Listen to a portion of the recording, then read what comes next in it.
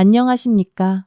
채널을 다시 찾아주신 모든 분께 진심으로 감사드립니다. 퇴근 후 문을 열고 집에 들어서니 아내는 아이를 돌보면서 저녁 식사를 준비하고 있었습니다. 거실 소파에는 부모님과 형이 앉아 TV를 보거나 스마트폰을 만지고 있었죠. 저는 그 모습을 보자마자 말했습니다. 세 분, 내일부터 당장 이 집에서 나가주세요. 제 이름은 박민준. 올해 나이 38세입니다. 저는 건설 회사에서 프로젝트 관리자로 일하며 1년 내내 이른 아침에 출근하고 밤늦게 퇴근합니다. 공사장의 먼지, 드릴 소리, 쇠파이프가 부딪히는 날카로운 소음에도 익숙하고 힘든 일이 있어도 불평 한마디 없이 혼자 모든 것을 짊어지는 것에도 익숙합니다. 다른 사람들은 저를 보고 말수가 적고 차분하며 웬만한 일은 다 참고 넘어가는 성격이라고들 합니다. 틀린 말은 아닙니다. 저는 어릴 때부터 가족이란 조금 양보하고 조금 손해보더라도 괜찮은 곳이라고 생각하며 자랐습니다. 집안이 평화롭고 가족들이 즐겁다면 제가 아무리 피곤해도 견딜 수 있다고 믿었죠. 제 아내 김지연은 저보다 5살 어립니다. 지연이는 원래 유치원 교사였는데 성격이 온화하고 조용하며 다른 사람에게 방해가 될까봐 늘 조심스럽게 말하는 사람이었습니다. 아이를 낳은 후로는 직장을 그만두고 집에서 육아에 전념하고 있습니다. 아들은 이제 막 8개월이 지나 한창 칭얼대고 밤에 깊이 잠들지 못하며 낮에는 엄마 곁에서 한시도 떨어지지 않으려는 시기입니다. 솔직히 말해 밤새 아이를 돌보느라 머리는 헝클어지고 눈 밑은 애석해진 아내를 볼 때마다 마음이 아팠습니다. 몇 번이나 지연이에게 사람을 쓰거나 며칠이라도 처가에 아이를 맡기고 좀 쉬라고 말했습니다. 하지만 지연이는 그저 웃으며 아직은 괜찮아, 여보, 한 푼이라도 아껴야지 라고 말할 뿐이었습니다. 한 사람은 일하고 한 사람은 집에서 아이를 돌보는 빠듯한 살림이었으니까요. 그러던 약 2달 전 시골에 계시던 부모님께서 서울에 잠시 올라와 머물게 되셨습니다.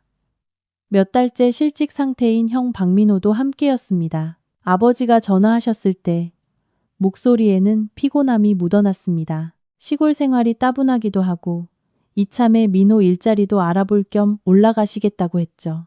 저는 차마 거절할 수 없었습니다. 두 분은 저를 낳아주신 부모님이고 민호 형은 제 친형이니까요.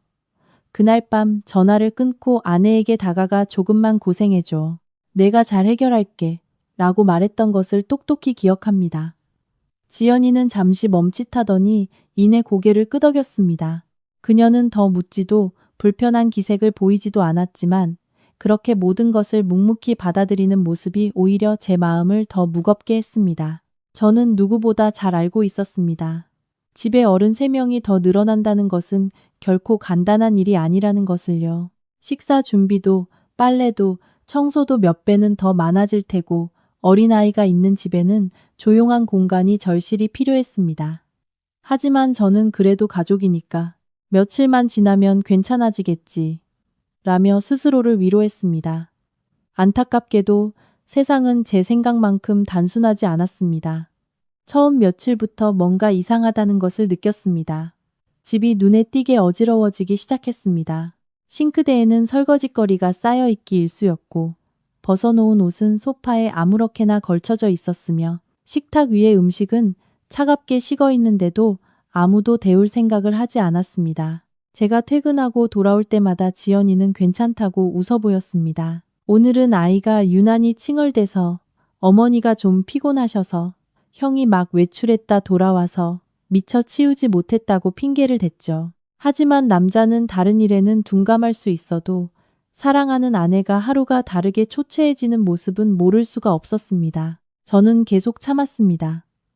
다들 낯선 환경에 아직 적응하지 못해서 그럴 거라고, 며칠 지나면 나아질 거라고 생각했습니다. 아내가 원래 꼼꼼하고 부지런하니 조금 일이 늘어도 감당할 수 있을 거라고 믿었습니다.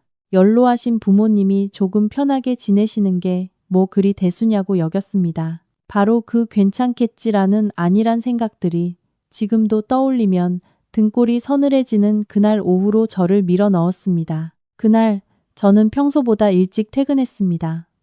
거래처와의 회의가 연기되었고 갑자기 쏟아진 비 때문에 공사장도 일찍 마무리되었습니다. 집으로 오는 길에 아내를 위해 과일과 영양죽 한 통을 샀습니다. 아침에 출근하기 전 지연이의 얼굴이 유난히 창백해 보였기 때문입니다. 저는 한시라도 빨리 집에 도착해 아내의 짐을 덜어주고 아이를 받아 안아 그녀가 따뜻한 밥 한 끼라도 편히 먹게 해주고 싶었습니다. 하지만 문 앞에 서자마자 아이의 울음소리가 들려왔습니다. 목이 쉴 대로 쉰 아이가 끊어질 듯 울어대는 소리. 부모가 되어본 사람이라면 누구나 아이가 아주 오랫동안 울었다는 것을 알 수 있는 그런 울음소리였습니다. 저는 서둘러 문을 열고 안으로 들어섰고 눈앞에 펼쳐진 광경에 그대로 얼어붙고 말았습니다. 부엌에서는 아내가 한 손으로 아이를 안고 다른 한 손으로는 끓고 있는 찌개 냄비를 젓고 있었습니다.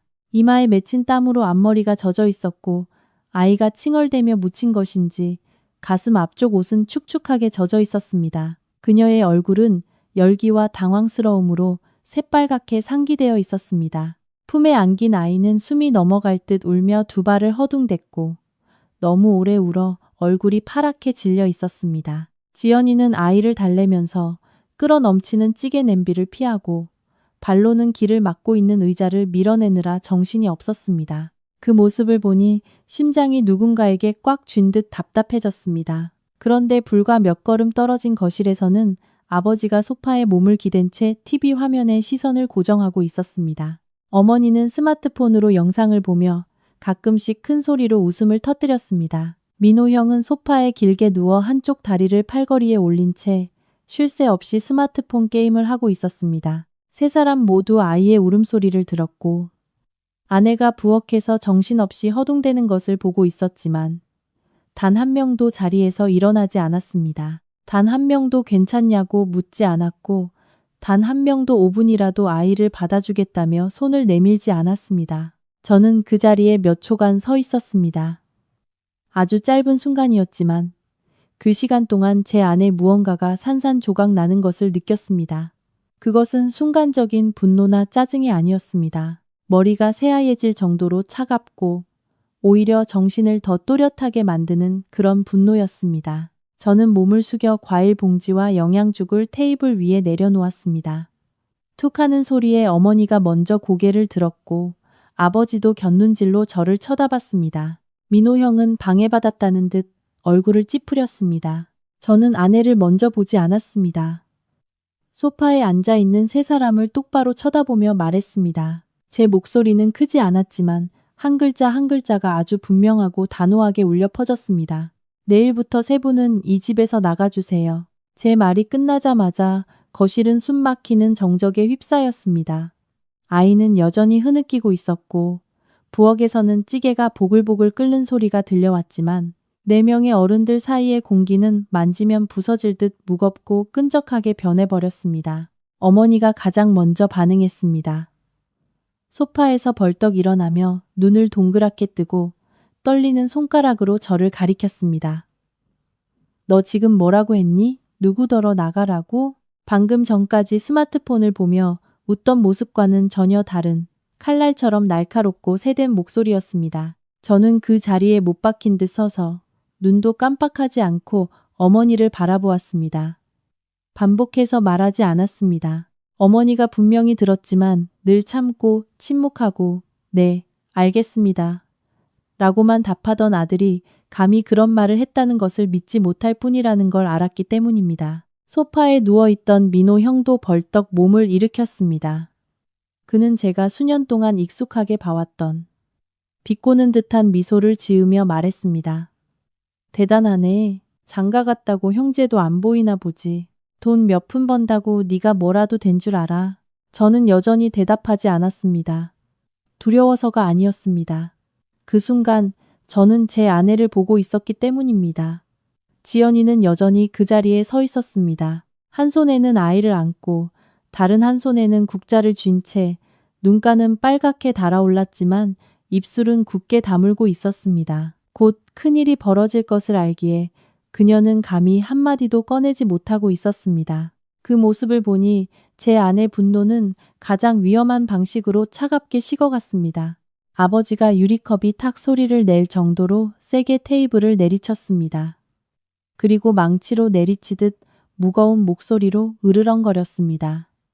이놈, 내가 널 낳고 이만큼 키웠다. 그런데 이제 와서 날더러 나가라고? 네가 인간이냐?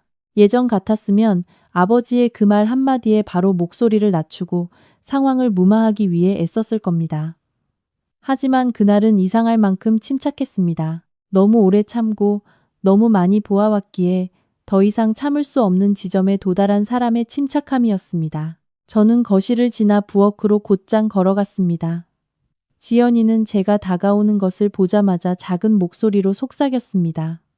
여보, 괜찮아. 내가 마저 할게. 정말 괜찮아. 그녀의 괜찮아라는 말이 제 가슴을 더 아프게 찔렀습니다. 전혀 괜찮지 않았습니다. 그녀는 지쳐 있었고 손발을 어디에 둬야 할지 모를 정도로 허둥대고 있었습니다. 그런데도 그녀는 시댁 식구들 앞에서 저를 난처하게 만들고 싶지 않다는 이유 하나만으로 괜찮다고 말하고 있었습니다. 저는 대답 없이 조용히 아내의 품에서 아이를 받아 안았습니다. 아이는 제 품에 안기자마도 여전히 흐느끼고 있었고 얼굴은 빨갛고 목덜미는 땀으로 축축했습니다. 아이의 등을 가볍게 토닥이며 지연이에게 아주 낮은 목소리로 말했습니다. 당신, 이제 쉬어. 내가 할게. 단지 그 몇 마디에 아내의 눈에 눈물이 가득 고였습니다. 그녀는 다른 사람에게 그 모습을 보이고 싶지 않은 듯 고개를 돌렸습니다. 하지만 어머니는 그 순간을 놓치지 않았습니다. 제 등 뒤로 다가와 목소리를 높였습니다. 쟤는 며느리야. 저런 일 하는 게 당연하지. 어느 집 며느리가 밥도 안 하고 멀뚱히 서서 구경만 하니? 그 말을 듣고 저는 천천히 돌아섰습니다. 소리치지 않았습니다. 그저 어머니의 눈을 똑바로 쳐다보며 한 글자씩 또박또박 말했습니다. 누구도 제 아내를 하녀처럼 부릴 권리는 없습니다. 아마 저 자신도 부모님 앞에서 그런 말을 하게 될 줄은 몰랐을 겁니다. 어머니는 순간 말문이 막힌 듯 멈칫하더니 이내 이 집에서 가장 상처받은 사람은 자신이라는 듯 고통스러운 표정으로 바꿨습니다. 누가 하녀라고? 내가 네 아버지랑 여기 와서 지내는데 밥 몇 끼 차리는 게 뭐 그리 대수라고. 이제 이 집에서는 내 마누라만 귀하고 내 부모는 짐이냐? 민호 형이 그 말을 듣고 기름을 붓듯 끼어들었습니다. 결국 다 저 여자 때문이지. 뒤에서 저 여자가 부추기지 않았으면 민준이가 감히 저런 식으로 말하겠어? 저는 형을 쳐다보며 말했습니다. 형, 내 안에 끌어들이지 마. 민호 형이 헛웃음을 쳤습니다. 내가 틀린 말 했냐? 저 여자가 시집 온 날부터 넌 변했어. 예전에는 시키는 대로 다 하더니 이제는 가족들한테 가시를 세우잖아. 남자가 마누라한테 휘둘리면 창피한 줄 알아야지. 그는 마지막 몇 마디에 일부러 힘을 주어 말했습니다. 예전 같았으면 저는 그냥 참고 넘어갔을 겁니다. 하지만 그날 그들이 내뱉는 한마디 한마디는 제가 그동안 애써 사소한 일이라고 외면해왔던 그들의 진짜 모습을 더 선명하게 보여줄 뿐이었습니다. 저는 아이를 품에 안은 채 세 사람을 정면으로 마주 보았습니다. 누가 부추긴 거 아닙니다. 제가 직접 보고 직접 듣고 뭐가 선을 넘는 건지 제 스스로 판단한 겁니다. 아버지가 눈을 부릅떴습니다. 선을 넘어? 내가 지금 내 부모 앞에서 할 소리냐? 저는 고개를 끄덕였습니다. 네, 압니다. 부모님이시니까 제가 아직 여기 서서 차근차근 말씀드리는 겁니다. 남이었으면 오늘까지 이 집에 있지도 못했습니다. 그 말에 세 사람 모두 잠시 할 말을 잃었습니다.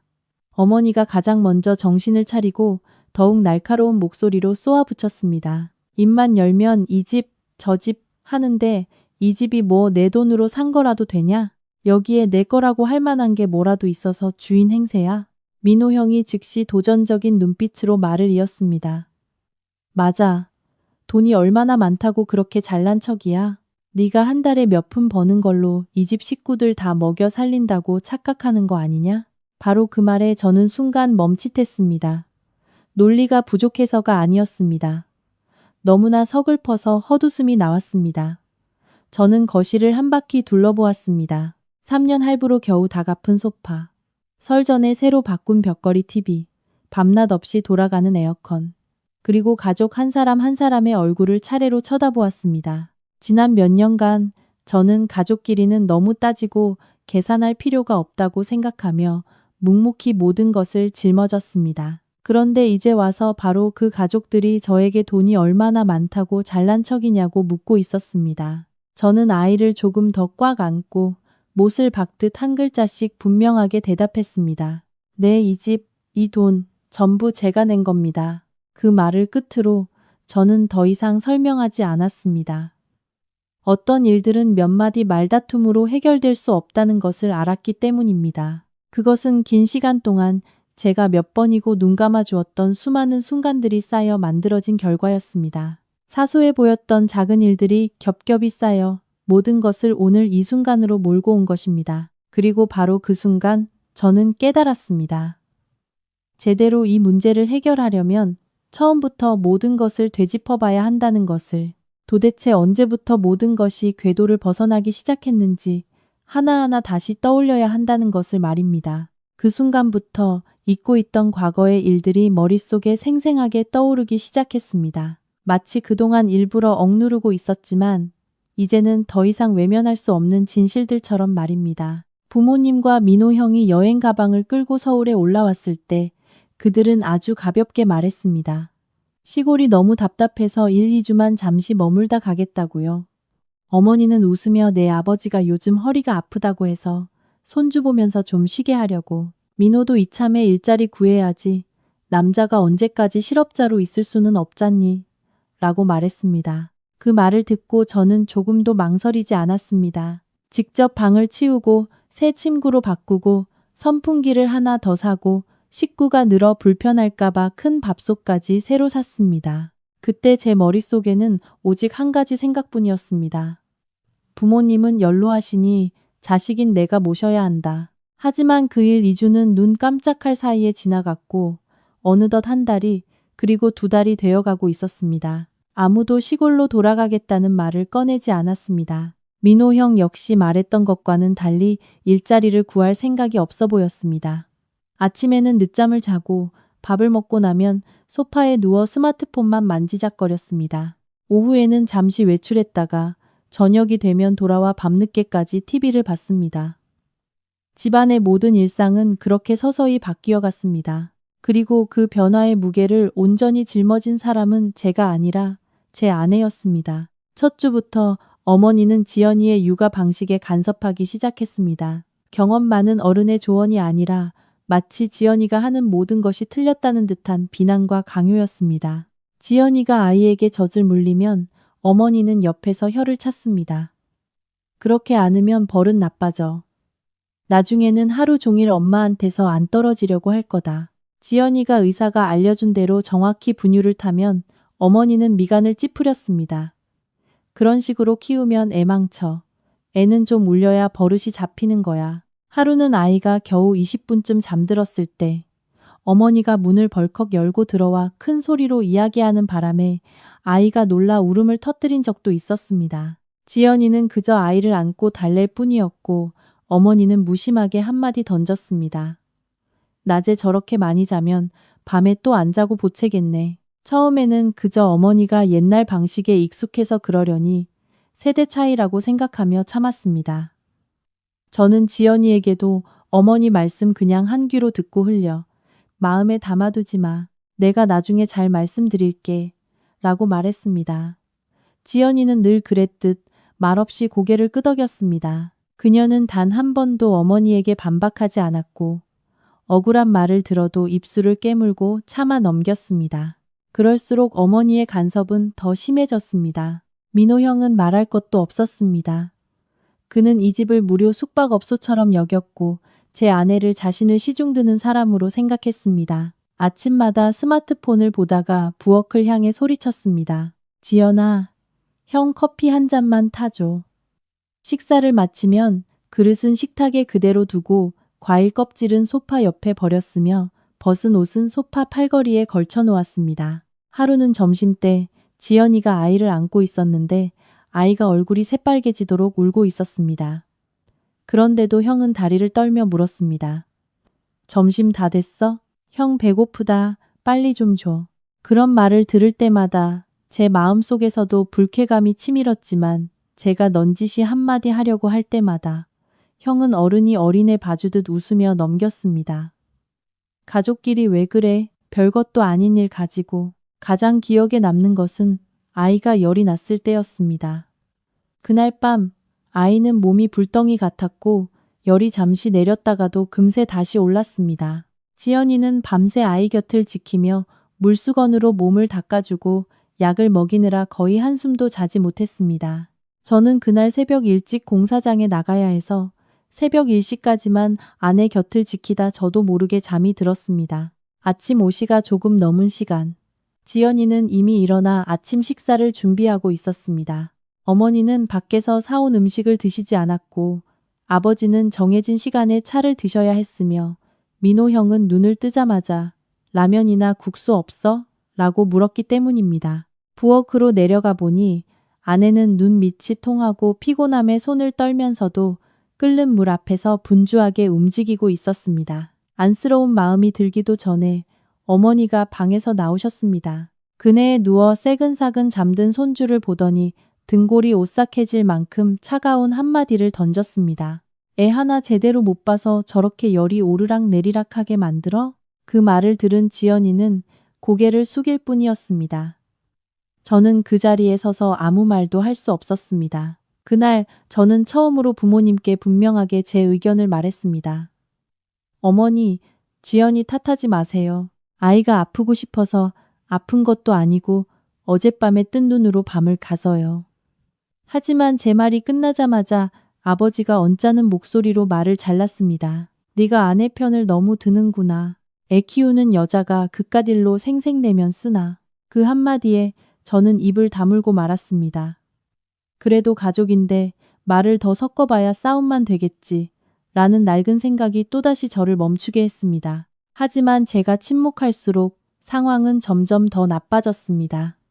처음에는 식사 준비를 돕는 정도였지만 어느새 지연이는 집안의 모든 일을 도맡아 하게 되었습니다. 하루 세끼 식사 준비부터 장보기, 재료 손질, 설거지까지 그리고 온 가족의 빨랫감이 바구니에 가득 쌓이면 어머니는 턱짓으로 말했습니다. 세탁기 돌리는 김에 이것도 같이 해. 더러워진 이불, 수건, 사용한 컵들이 그대로 방치되었고 모두들 지연이가 하겠지 라고 생각하는 듯 아무도 손대지 않았습니다. 하루는 퇴근하고 돌아오니 아내가 화장실 바닥에 쭈그려 앉아 민호 형의 셔츠를 손빨래하고 있었습니다. 형이 세탁기보다 손빨래가 더 좋다고 했다는 이유였습니다. 제가 문 앞에 서 있는 것을 보고 지연이는 깜짝 놀라며 어색하게 웃었습니다. 이것만 마저 하고 금방 나갈게. 그 미소가 지금까지도 제 마음속에 박혀 있습니다.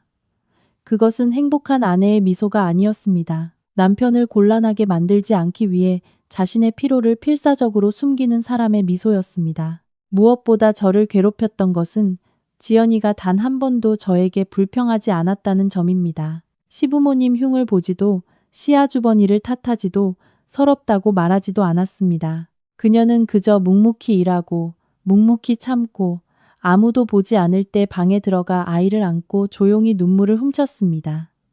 바로 그 침묵이 제 가슴을 더 아프게 했습니다. 불평하지 않는 사람일수록 더 많은 것을 참고 있다는 뜻이니까요. 저는 이것이 더 이상 단순한 생활 방식의 차이나 사소한 갈등이 아니라는 것을 깨닫기 시작했습니다. 제 아내가 자신의 집에서 조금씩 그림자 같은 존재로 변해가고 있었습니다. 만약 제가 계속해서 가족이 우선이라는 생각으로 이 모든 것을 눈감아준다면 언젠가 가장 먼저 무너질 사람은 제가 아니라 바로 지연이가 될 것이었습니다. 그리고 제 두려움대로 한 사람이 모든 잦은 일을 다른 사람에게 떠넘기는 것에 익숙해지면 자신의 이익이 침해당했을 때 결코 스스로의 잘못을 인정하지 않는 법입니다. 그들은 대신 비난할 대상을 찾기 시작합니다. 그리고 그들의 눈에 가장 만만한 대상은 언제나 지연이었습니다. 어머니가 가장 먼저 입을 열었습니다. 그녀는 더 이상 저를 보지 않고 아내에게로 챈 돌아섰습니다. 그녀의 눈빛은 오늘 집안이 이토록 엉망이 된 것이 모두 지연이가 뒤에서 조종했기 때문이라는 듯 날카롭고 증오에 차 있었습니다. 그녀는 지연이에게 손가락질하며 쏘아붙였습니다. 네가 부추겼지? 네가 이 집에 발을 들인 날부터 하루도 조용할 날이 없었어. 내가 처음부터 내 얼굴 보고 보통이 아닐 거라고 생각했지. 그 말을 들은 지연이의 얼굴이 새하얗게 질렸습니다. 그녀는 옷자락이 구겨지도록 두 손을 꽉 쥔 채 계속해서 고개를 저었습니다. 아니에요, 어머님. 저는 민준 씨한테 아무 말도 안 했어요. 그녀의 목소리는 너무나 작고 가여웠습니다. 제 품에 안긴 아이가 긴장된 분위기를 느꼈는지 다시 칭얼대기 시작했습니다. 지연이가 아이를 받으려고 다가오려 했지만 어머니의 눈빛은 마치 그녀를 그 자리에 못 박으려는 듯 날카로웠습니다. 저는 아내의 어깨가 떨리는 것을 똑똑히 보았습니다. 너무 오랫동안 참고 살아온 사람이 이제는 자신을 변호할 자신감조차 잃어버린 사람의 떨림이었습니다. 옆에 앉아있던 민호 형이 그 기회를 놓치지 않고 헛웃음을 치며 다리를 꼬았습니다. 마치 모든 것을 꿰뚫어 보고 있다는 듯한 태도였습니다. 민준아, 계속 제 편 들 거냐? 저런 여자는 단순하지 않아. 겉으로는 착한 척, 순한 척하지만 속으로는 계산이 가득하다고. 직접적으로 부추기지 않았더라도 울고불고 불쌍한 척해서 네가 가족들한테 등을 돌리게 만드는 거지. 그는 지연이를 곁눈질하며 말했습니다. 그의 눈빛에는 말이 없는 여자는 분명 연기하고 있을 거라는 경멸과 확신이 가득했습니다. 저는 형의 말이 다 끝나기를 기다리지 않았습니다. 형, 할 말 다 했어? 제 말은 짧고 간결했지만 거실을 몇 초간 침묵에 빠뜨리기에 충분했습니다. 지금까지 저는 민호 형에게 그런 말투로 말한 적이 한 번도 없었습니다. 아무리 불만이 있어도 형제간에 너무 나를 세우면 안 된다고 생각하며 선을 지켰습니다. 하지만 그날 어머니와 합세하여 제 아내를 궁지로 모는 모습을 보니 더 이상 참을 수가 없었습니다. 민호 형은 잠시 멈칫하더니 입꼬리를 올렸습니다. 내가 틀린 말 했냐? 나는 쟤 같은 인간들 속을 훤히 들여다보고 있어. 여자들은 조용할수록 더 무서운 법이야. 저는 형을 똑바로 쳐다보며 말했습니다. 형 생각으로 다른 사람 판단하지 마. 형이 어떻게 사는지는 형 자유지만 내 아내는 형이 함부로 말할 수 있는 사람이 아니야. 아마 제가 확고하게 지연이의 편을 드는 모습이 가족들의 자존심을 건드렸을 겁니다. 상황은 즉시 걷잡을 수 없이 커졌습니다. 아까부터 조용히 앉아있던 아버지가 마침내 자리에서 일어났습니다.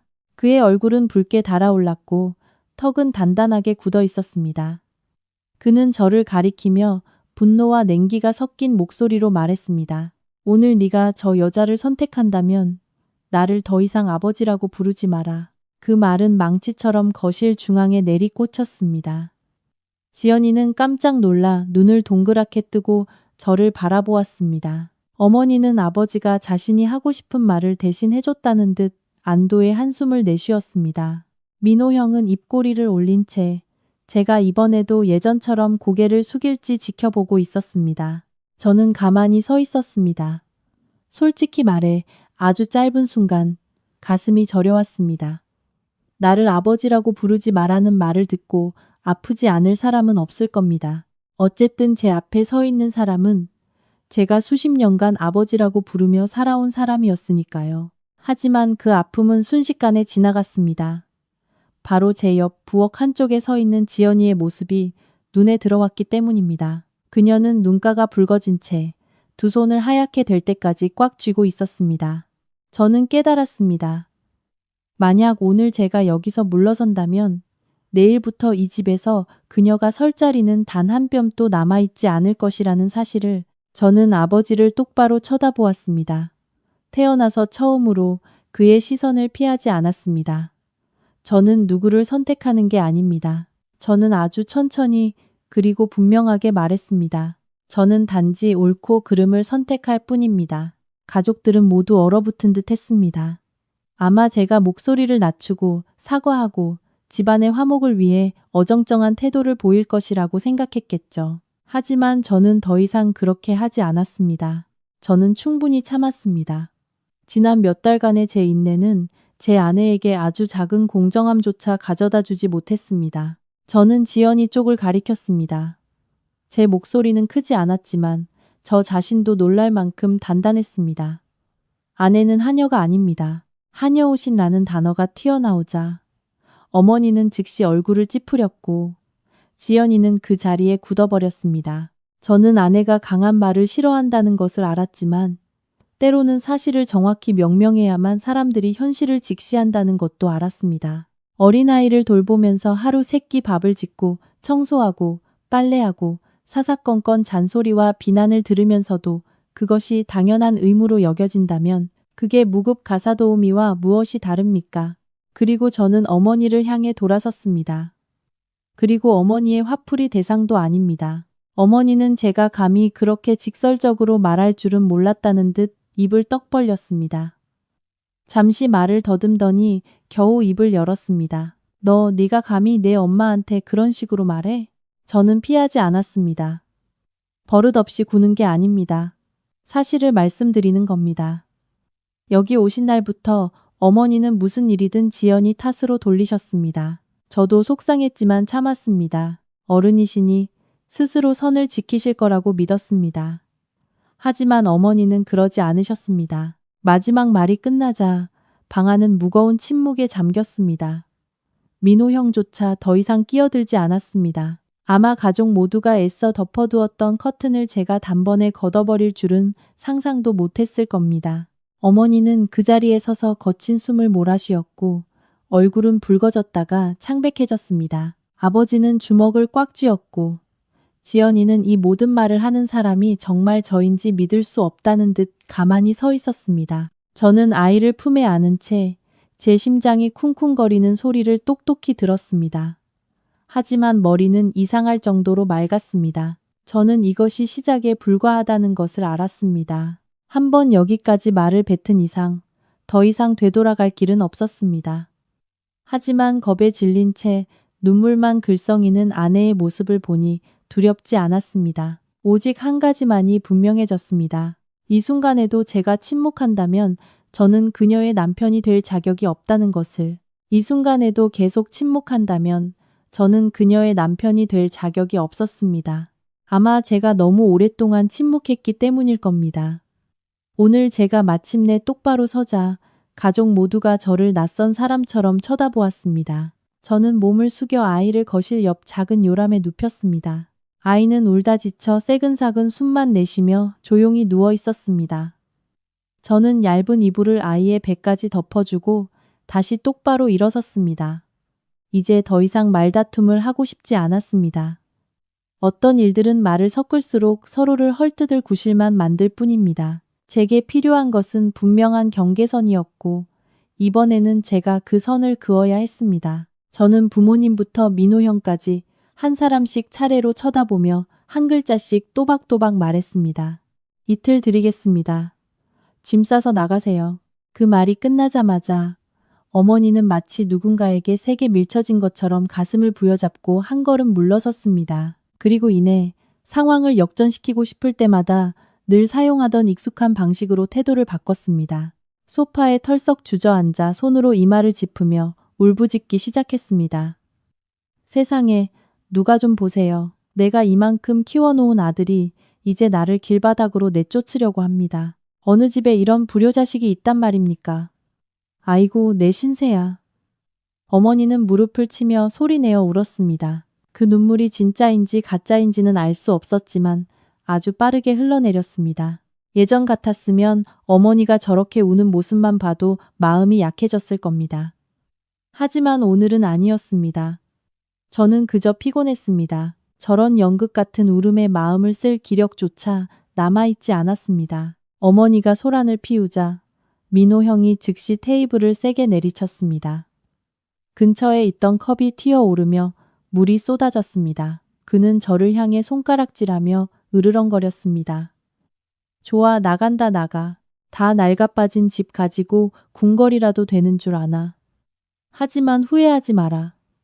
나중에 나한테 형이라고 부를 생각도 하지 마. 저는 그를 바라보았습니다.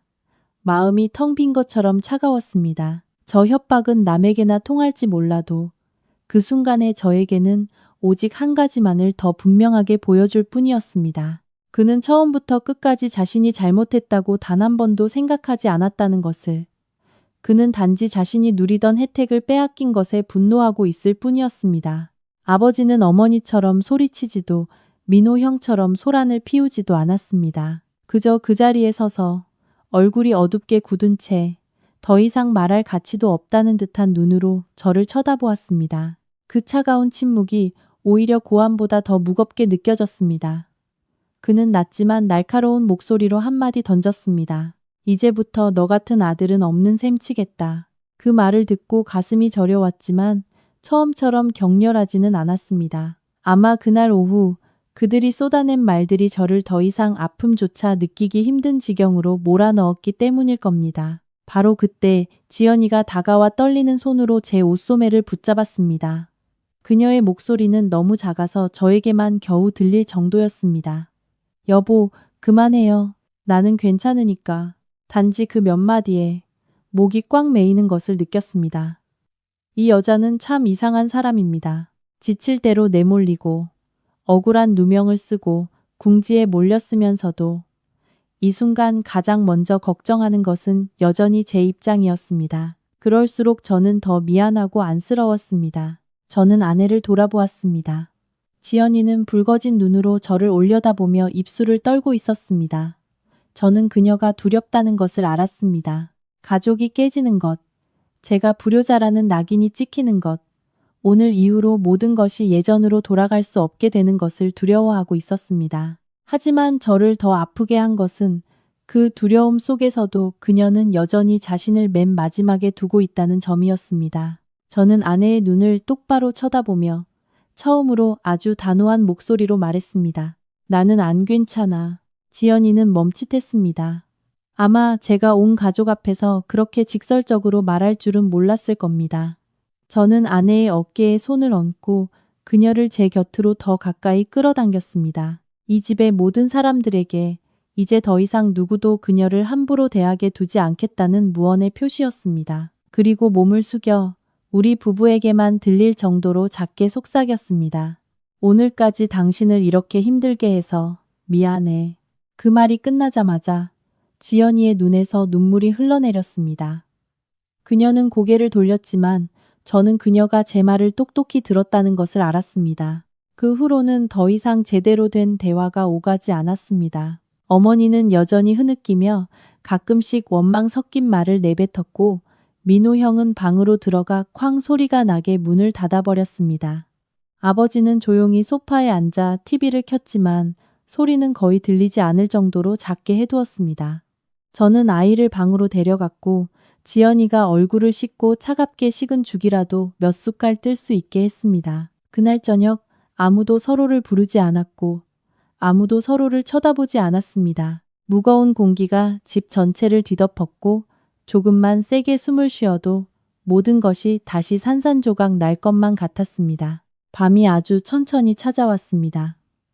아이 옆에 잠시 누워 있다가 물을 마시러 거실로 나왔습니다. 부모님과 형의 방문은 굳게 닫혀 있었습니다. 집안은 쥐 죽은 듯 조용했지만 그것은 평화가 아니라 폭풍이 아직 지나가지 않은 불길한 고요함이었습니다. 방으로 돌아오니 지연이는 아이를 안고 지쳐 잠들어 있었습니다. 노란 수면등 아래 비친 그녀의 얼굴은 몇 달 전보다 훨씬 수척해 보였습니다. 저는 오랫동안 그 모습을 바라보며 미안함과 자책감에 휩싸였습니다. 왜 그랬는지는 모르겠지만 그 순간 저는 스마트폰을 들어 은행 앱을 열었습니다.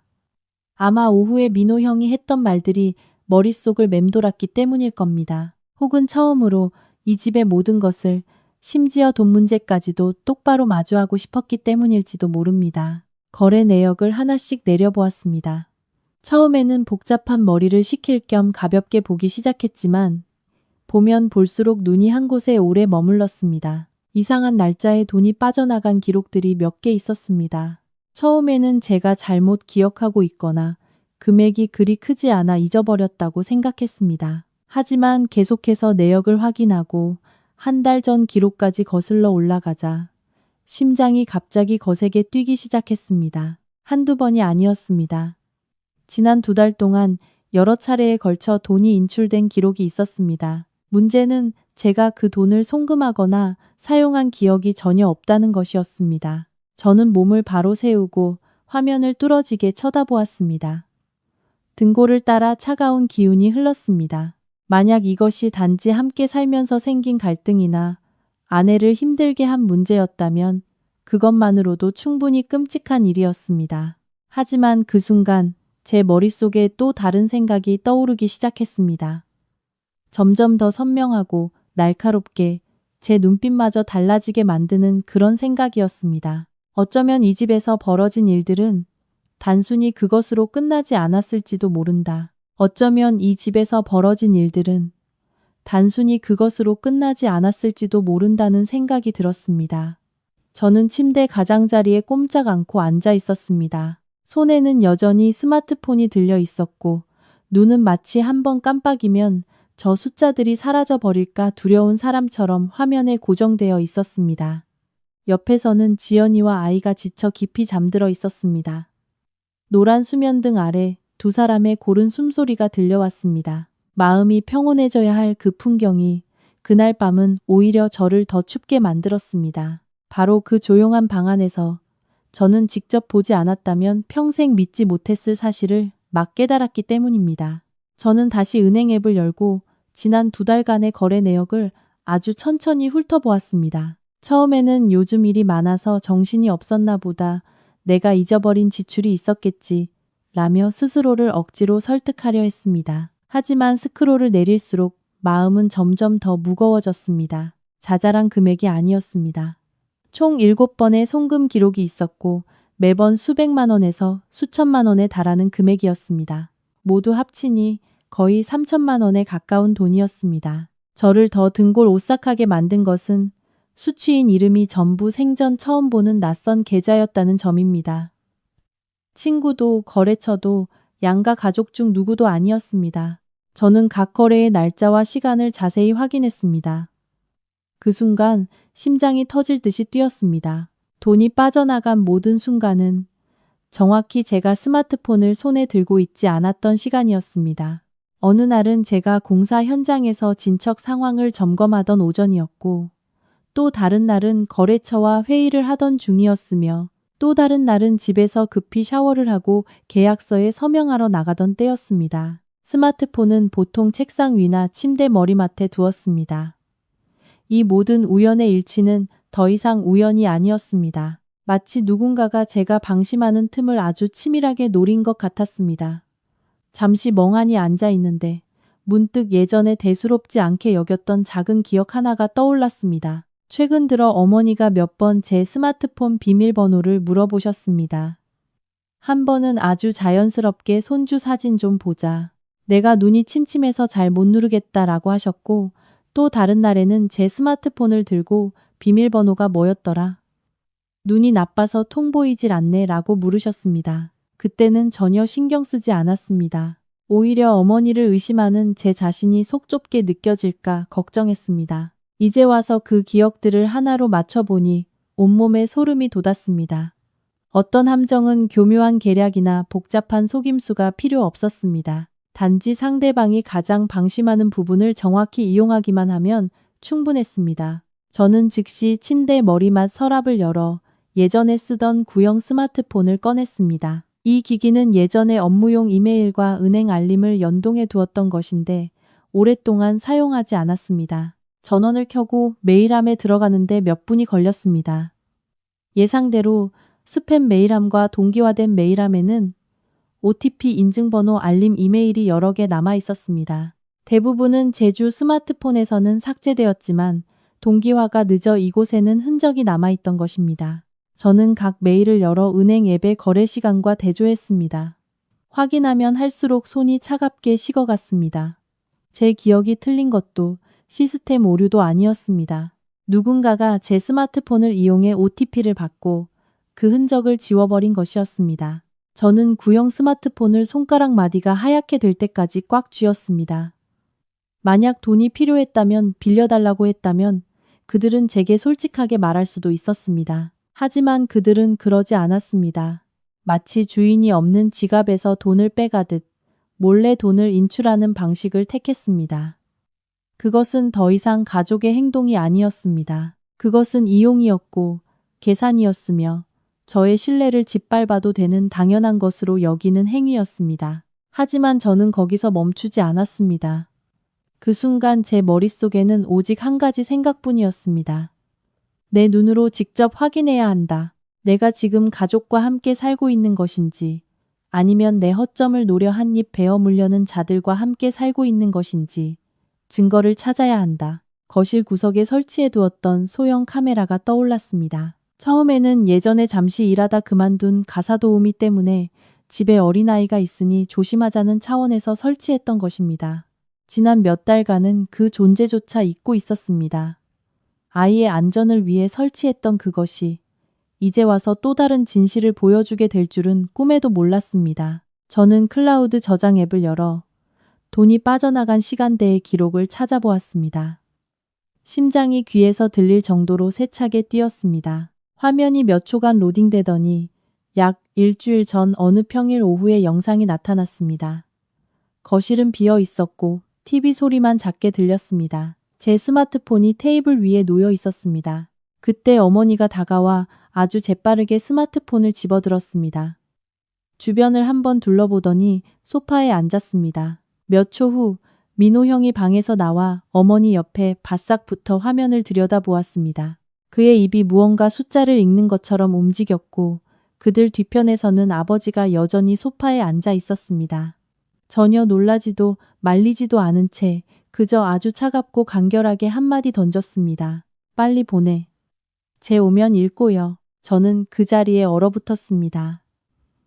만약 어머니가 단순히 스마트폰을 만져본 것이라면 민호 형이 그렇게 바싹 붙어 있을 필요가 없었습니다. 만약 민호 형이 그냥 뭔가를 봐달라고 부탁한 것이라면 아버지가 그런 말투로 말하지 않았을 겁니다. 단 한마디였지만 그 말은 모든 것을 드러냈습니다. 이것은 누군가의 충동적인 행동이 아니었습니다. 이것은 사전에 계획되고 역할이 분담되고 치밀하게 계산된 행동이었습니다.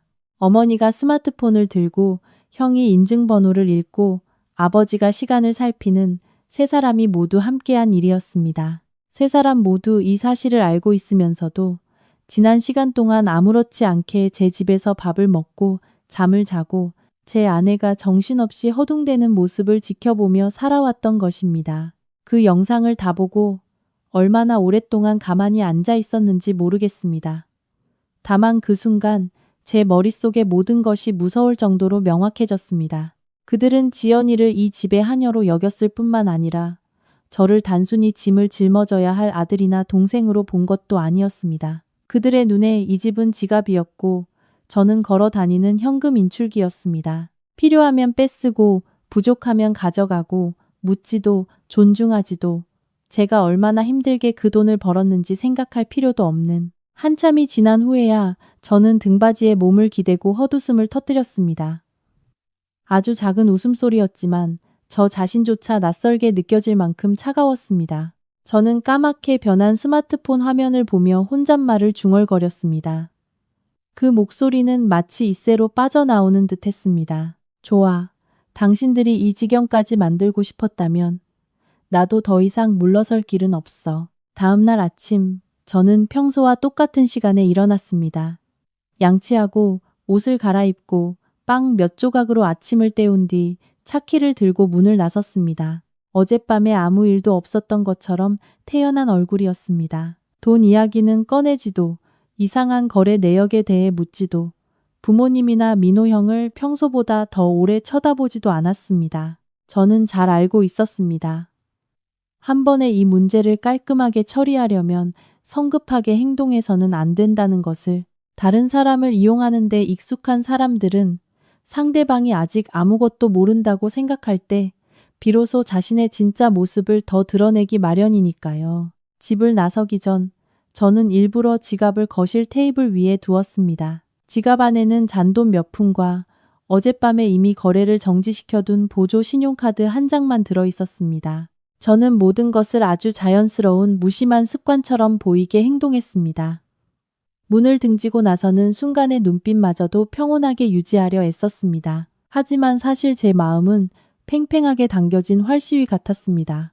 저는 제 눈으로 한 번 더 확인하고 싶었습니다. 그들이 과연 어디까지 갈 수 있는지를. 집을 나선 지 1시간도 채 되지 않아 카메라에서 움직임이 감지되었다는 알림이 스마트폰에 떴습니다. 저는 공사장 근처 주차장에 세워둔 차 안에 앉아 즉시 앱을 열어 확인했습니다. 화면에는 모든 것이 선명하게 나타났습니다. 민호 형이 방에서 나와 주위를 휙휙 둘러보더니 곧장 테이블로 다가왔습니다. 그의 손이 제 지갑을 열고 아주 자연스럽게 뒤지기 시작했습니다. 그 동작은 너무나 빠르고 익숙해서 결코 충동적인 행동이라고 말할 수 없었습니다. 어머니는 바로 옆에 서서 마치 망을 보는 사람처럼 현관문 쪽을 쳐다보고 있었습니다. 두 사람은 마치 이런 일이 한두 번이 아니라는 듯 태연하게 협력했습니다. 저는 그 모습을 보며 스티어링 휠을 쥔 두 손에 고통스러울 정도로 힘을 주었습니다. 민호 형은 지갑의 모든 칸을 뒤졌지만 감나가는 것이 없자 얼굴이 어두워졌습니다. 그는 지갑을 테이블에 내던지며 짜증과 비아냥이 섞인 목소리로 한마디 뱉었습니다. 이 자식, 요즘 야가졌네. 그 말을 듣고 치밀어 오르는 분노를 삼키기도 전에 어머니가 즉시 차갑고 간결하게 대답했습니다. 괜찮아. 오늘 밤에 지연이한테 분유값이라도 달라고 하면 돼. 그 말을 듣는 순간 머릿속에 피가 거꾸로 솟는 것 같았습니다. 이 지경에 이르렀는데도 그들은 멈출 생각이 없었습니다. 제게서 돈을 빼내지 못하자 이제는 제 아내의 비상금을 노리기 시작한 것입니다. 그것은 단순한 용돈이 아니었습니다. 지연이가 한 푼 두 푼 아껴 모은 돈이었습니다. 제가 가끔씩 챙겨준 돈과 아이 돌잔치 때 받은 축의금을 따로 모아둔 것이었습니다. 아이 분유나 약값처럼 급할 때 쓰려고 모아둔 소중한 돈이었습니다. 그런데 그들의 눈에는 그 돈 역시 그저 뺏을 수 있는 또 다른 주머니일 뿐이었습니다. 저는 스마트폰 화면을 끄고 차 안에서 오랫동안 가만히 앉아 있었습니다. 분노가 극에 달하면 사람은 소리를 지르거나 물건을 부수는 대신 그저 차가워진다고 합니다. 내장 깊은 곳에서부터 차가워지는 그런 느낌이었습니다. 저는 스스로에게 다짐했습니다. 조금만 더 참자. 오후에 그들이 무슨 짓을 하는지 끝까지 지켜보자. 두 눈으로 똑똑히 확인해서 이제부터 내가 내뱉는 모든 말이 감정이 아니라 누구도 부정할 수 없는 사실이 되게 하자. 그날 오후 저는 일부러 밖에서 조금 더 시간을 보냈습니다. 아내와 아이를 걱정하지 않아서가 아니었습니다. 제가 너무 일찍 돌아가면 그들이 또다시 입을 다물고 평범한 가족인 척 연기할 것을 알았기 때문입니다. 저는 차에 앉아 실시간으로 카메라 영상을 확인했습니다. 화면 속에서 지연이는 아이를 안고 거실을 서성이고 있었습니다. 아이는 몹시 칭얼댔습니다. 아마 오후의 더위와 낮잠을 설친 탓에 계속해서 칭얼대다 깜짝 놀라 깨기를 반복하는 것 같았습니다. 아내의 얼굴은 지쳐 있었고 대충 묶은 머리는 몇 가닥 흘러내려 있었습니다. 한 손으로는 아이를 안고 다른 손으로는 등을 토닥이며 가끔씩 몸을 숙여 떨어진 손수건이나 젖병을 주었습니다. 그 모습만 봐도 목이 메어왔습니다. 바로 그때 어머니가 방에서 나왔습니다. 손에는 영수증 한 장을 들고 있었습니다. 그녀는 지연이 앞으로 곧장 걸어가 높지는 않지만 아주 단호한 목소리로 말했습니다. 1,500만 원만 다오. 내 아버지가 병원비를 내야 한다는데 병원에서 독촉이 왔다. 아이를 안고 있던 지연이가 잠시 멈칫했습니다. 그녀는 영수증과 어머니를 번갈아 보며 당황한 기색이 역력한 얼굴로 말했습니다. 어머님, 저한테 그렇게 큰 현금은 없어요. 그리고 그건 아기 돈인데. 그녀의 말이 채 끝나기도 전에 소파에 앉아있던 민호 형이 퍽 소리가 나게 테이블을 내리쳤습니다. 아기 돈은 무슨, 이 집에서 몇 달 동안 너 먹여주고 재워준 건 생각 안 해? 그의 목소리는 거칠고 위압적이었습니다. 마치 은혜를 입은 사람이 제 아내인 것처럼 말입니다. 지연이는 아이를 더 꽉 껴안으며 작은 목소리를 유지하려 애썼습니다. 그런 뜻이 아니에요. 그 돈은 아이가 아플 때를 대비해서. 어머니가 즉시 그녀의 말을 가로막았습니다. 그 목소리는 귀를 찢을 듯 날카로웠습니다. 비상금 모으는 여자는 남편 무시하는 여자야. 애 하나 낳았다고 네가 뭐라도 된 줄 아니? 이 집에서 밥 먹고 전기 쓰고 물 쓰는 건 누가 대주는데? 정작 필요할 때 조금 내놓으라니까 그 표정이야? 저는 차 안에서 가슴이 거세게 뛰는 것을 느꼈습니다. 제 아내는 아이를 달래면서 궁지에 몰려 몸을 떨고 있었습니다. 아이는 고함 소리에 놀라 숨이 넘어갈 듯 울음을 터뜨렸습니다. 지연이는 허둥지둥 아이의 등을 토닥였고 눈에서는 눈물이 흘러내렸습니다. 하지만 그녀는 여전히 참으며 마치 그들에게 닿으면 상황이 더 나빠질까 두려운 사람처럼 뒷걸음질 쳤습니다. 소파 끝에 몰렸을 때 그녀는 마침내 목이 맨 목소리로 듣는 사람 마음이 아플 정도로 작은 한마디를 내뱉었습니다. 어머님, 제발 이러지 마세요. 저는 더 이상 기다릴 수 없었습니다. 차 문을 열고 집을 향해 빠르게 걸어갔습니다. 문이 벌컥 열리자 거실에 있던 세 사람이 동시에 저를 돌아보았습니다. 저는 지연이의 마지막 말을 똑똑히 들었고 그녀가 아이를 품에 안고 더 이상 물러설 곳 없는 사람처럼 집 중앙에 서서 붉어진 눈으로 울고 있는 것을 똑똑히 보았습니다. 그 순간 제 안에 남아있던 마지막 한 톨의 인내심마저 끊어져 버렸습니다. 저는 어머니 앞으로 곧장 걸어가 그녀의 손에 들린 영수증을 낚아챘습니다. 어머니가 반응하기도 전에 저는 온 가족이 보는 앞에서 그것을 두 조각으로 찢어버렸습니다. 쫙 하는 날카로운 소리가 방 안의 공기를 얼어붙게 만들었습니다. 어머니가 눈을 부릅떴습니다. 너 지금 뭐 하는 짓이야? 저는 찢어진 종이 조각을 테이블 위에 내던지고 지연이의 어깨를 감싸 제 등 뒤로 물러서게 한 뒤 한 사람씩 차례로 쳐다보았습니다. 제 자신조차 낯설게 느껴질 만큼 차가운 목소리였습니다. 지금부터 제 아내 돈에 단 한 푼이라도 손대는 사람은 그날 밤으로 이 집에서 쫓아낼 겁니다. 제 말이 끝나자마자 거실은 마치 찬물을 끼얹은 듯 싸늘해졌습니다. 어머니는 테이블 위에 널브러진 영수증 조각을 보며 입을 떡 벌렸습니다. 늘 참고 말을 고르던 아들이 오늘 감히 이 지경까지 일을 벌일 줄은 믿지 못하는 듯 했습니다. 민호 형은 자존심에 상처를 입은 듯 얼굴이 붉게 달아오르고 목에 핏대가 선 채로 소파에서 벌떡 일어나 제게 달려들었습니다. 내가 마누라한테 미쳐서 눈이 멀었구나. 여자 하나 때문에 엄마한테 버릇없이 굴어? 그의 손가락이 제 얼굴 가까이로 다가왔습니다. 예전 같았으면 저는 소란을 피하기 위해 반걸음 물러섰을 겁니다. 하지만 이번에는 아니었습니다. 저는 그의 손을 쳐냈습니다. 힘이 강하지는 않았지만 그가 멈칫할 만큼 단호했습니다. 저는 그의 눈을 똑바로 쳐다보며 낮고 차가운 목소리로 말했습니다. 나한테 손가락질하지 마, 형. 형은 그럴 자격 없어. 그 말에 민호 형은 잠시 얼어붙었다가 얼굴이 더욱 시뻘개졌습니다. 그가 다시 달려들려던 순간 아버지가 뒤에서 큰 소리로 외쳤습니다. 네가 형한테 그런 식으로 말해? 늘 듣던 익숙한 고함이었습니다. 지난 수십 년간 그 목소리만 들으면 저는 자동으로 입을 다물었습니다. 하지만 오늘은 두렵지 않았습니다. 제가 더 대담해져서가 아니었습니다. 그 고함 뒤에 있는 것이 더 이상 아버지의 위험이 아니라 다른 사람을 억지로 굴복시키려는 습관에 불과하다는 것을 깨달았기 때문입니다. 저는 바로 대답하지 않았습니다. 주머니에서 스마트폰을 꺼내 탁 소리가 나게 테이블 위에 내려놓았습니다. 어머니는 스마트폰을 보자 눈빛이 순간 흔들렸지만 이내 아무 일 없다는 듯 다시 분노한 표정을 지었습니다. 저는 화면을 켜고 어젯밤에 미리 편집해둔 영상을 재생했습니다. 아버지, 어머니, 형. 기왕 이렇게 된 거 오늘 확실하게 짚고 넘어가죠. 화면이 밝아지며 영상 속 거실이 선명하게 나타났습니다. 제 스마트폰이 테이블 위에 놓여 있고 어머니가 다가와 그것을 집어듭니다. 몇 초 후 민호 형이 방에서 나와 옆에 바싹 붙어 숫자를 읽습니다. 그리고 그들 뒤편 소파에 앉아있던 아버지가 낮고 간결한 목소리로 말합니다.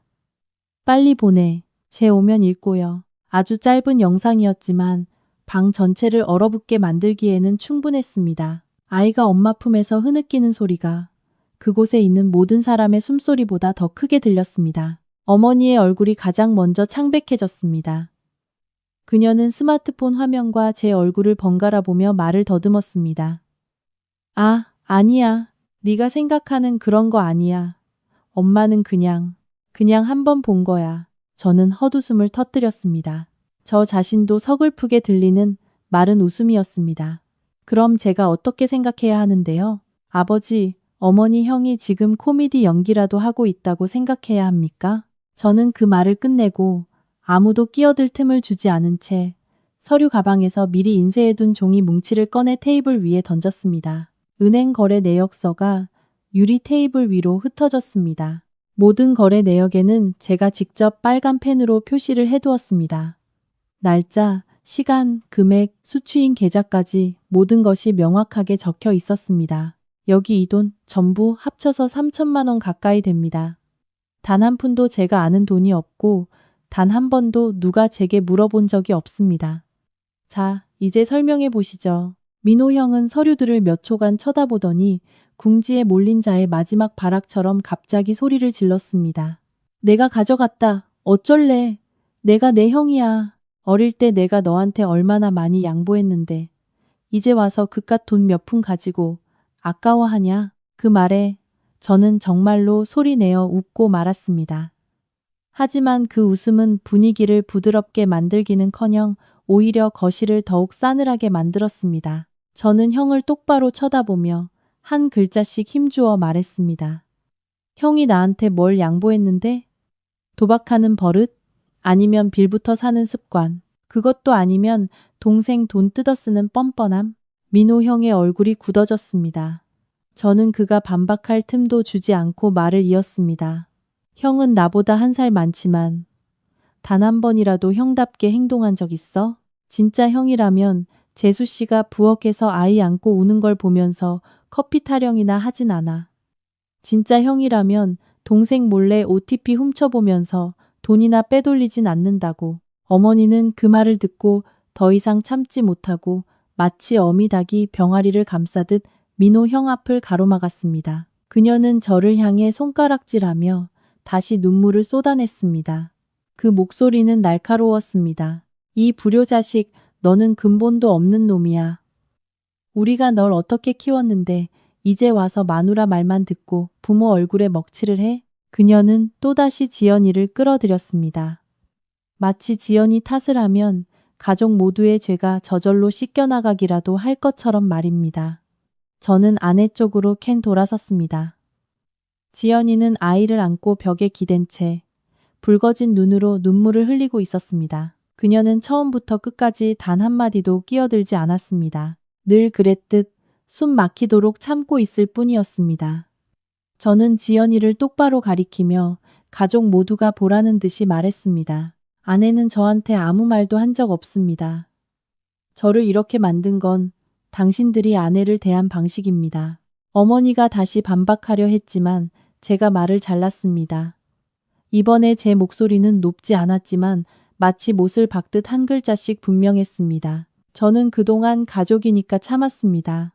집안에 갈등이 생겨도 서로 맞춰가면 될 거라고 생각했습니다. 하지만 당신들이 제 돈을 훔치고 이제는 제 아내한테 아이 분유값까지 뜯어내려고 한 순간부터 우리는 더 이상 가족이 아닙니다. 저는 잠시 말을 멈추고 한 사람씩 차례로 쳐다보았습니다. 그 순간부터 우리 사이에는 오직 피해자와 가해자라는 관계만 남았습니다. 아무도 더 이상 말을 잇지 못했습니다. 아버지는 소파 옆에 얼어붙은 듯 서 있었고 어머니는 거친 숨을 몰아쉬며 눈을 크게 떴지만 아까와 같은 위압적인 기세는 사라져 있었습니다. 그리고 방금 전까지 자신이 형이라고 소리치던 민호 형은 모든 것이 이토록 적나라하게 드러날 줄은 몰랐다는 듯 이를 악물고 저를 쳐다볼 뿐이었습니다.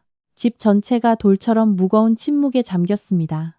저는 그 순간 모든 것이 정말로 돌이킬 수 없는 지점에 이르렀다는 것을 알았습니다. 그 순간부터 집안의 공기는 완전히 달라졌습니다.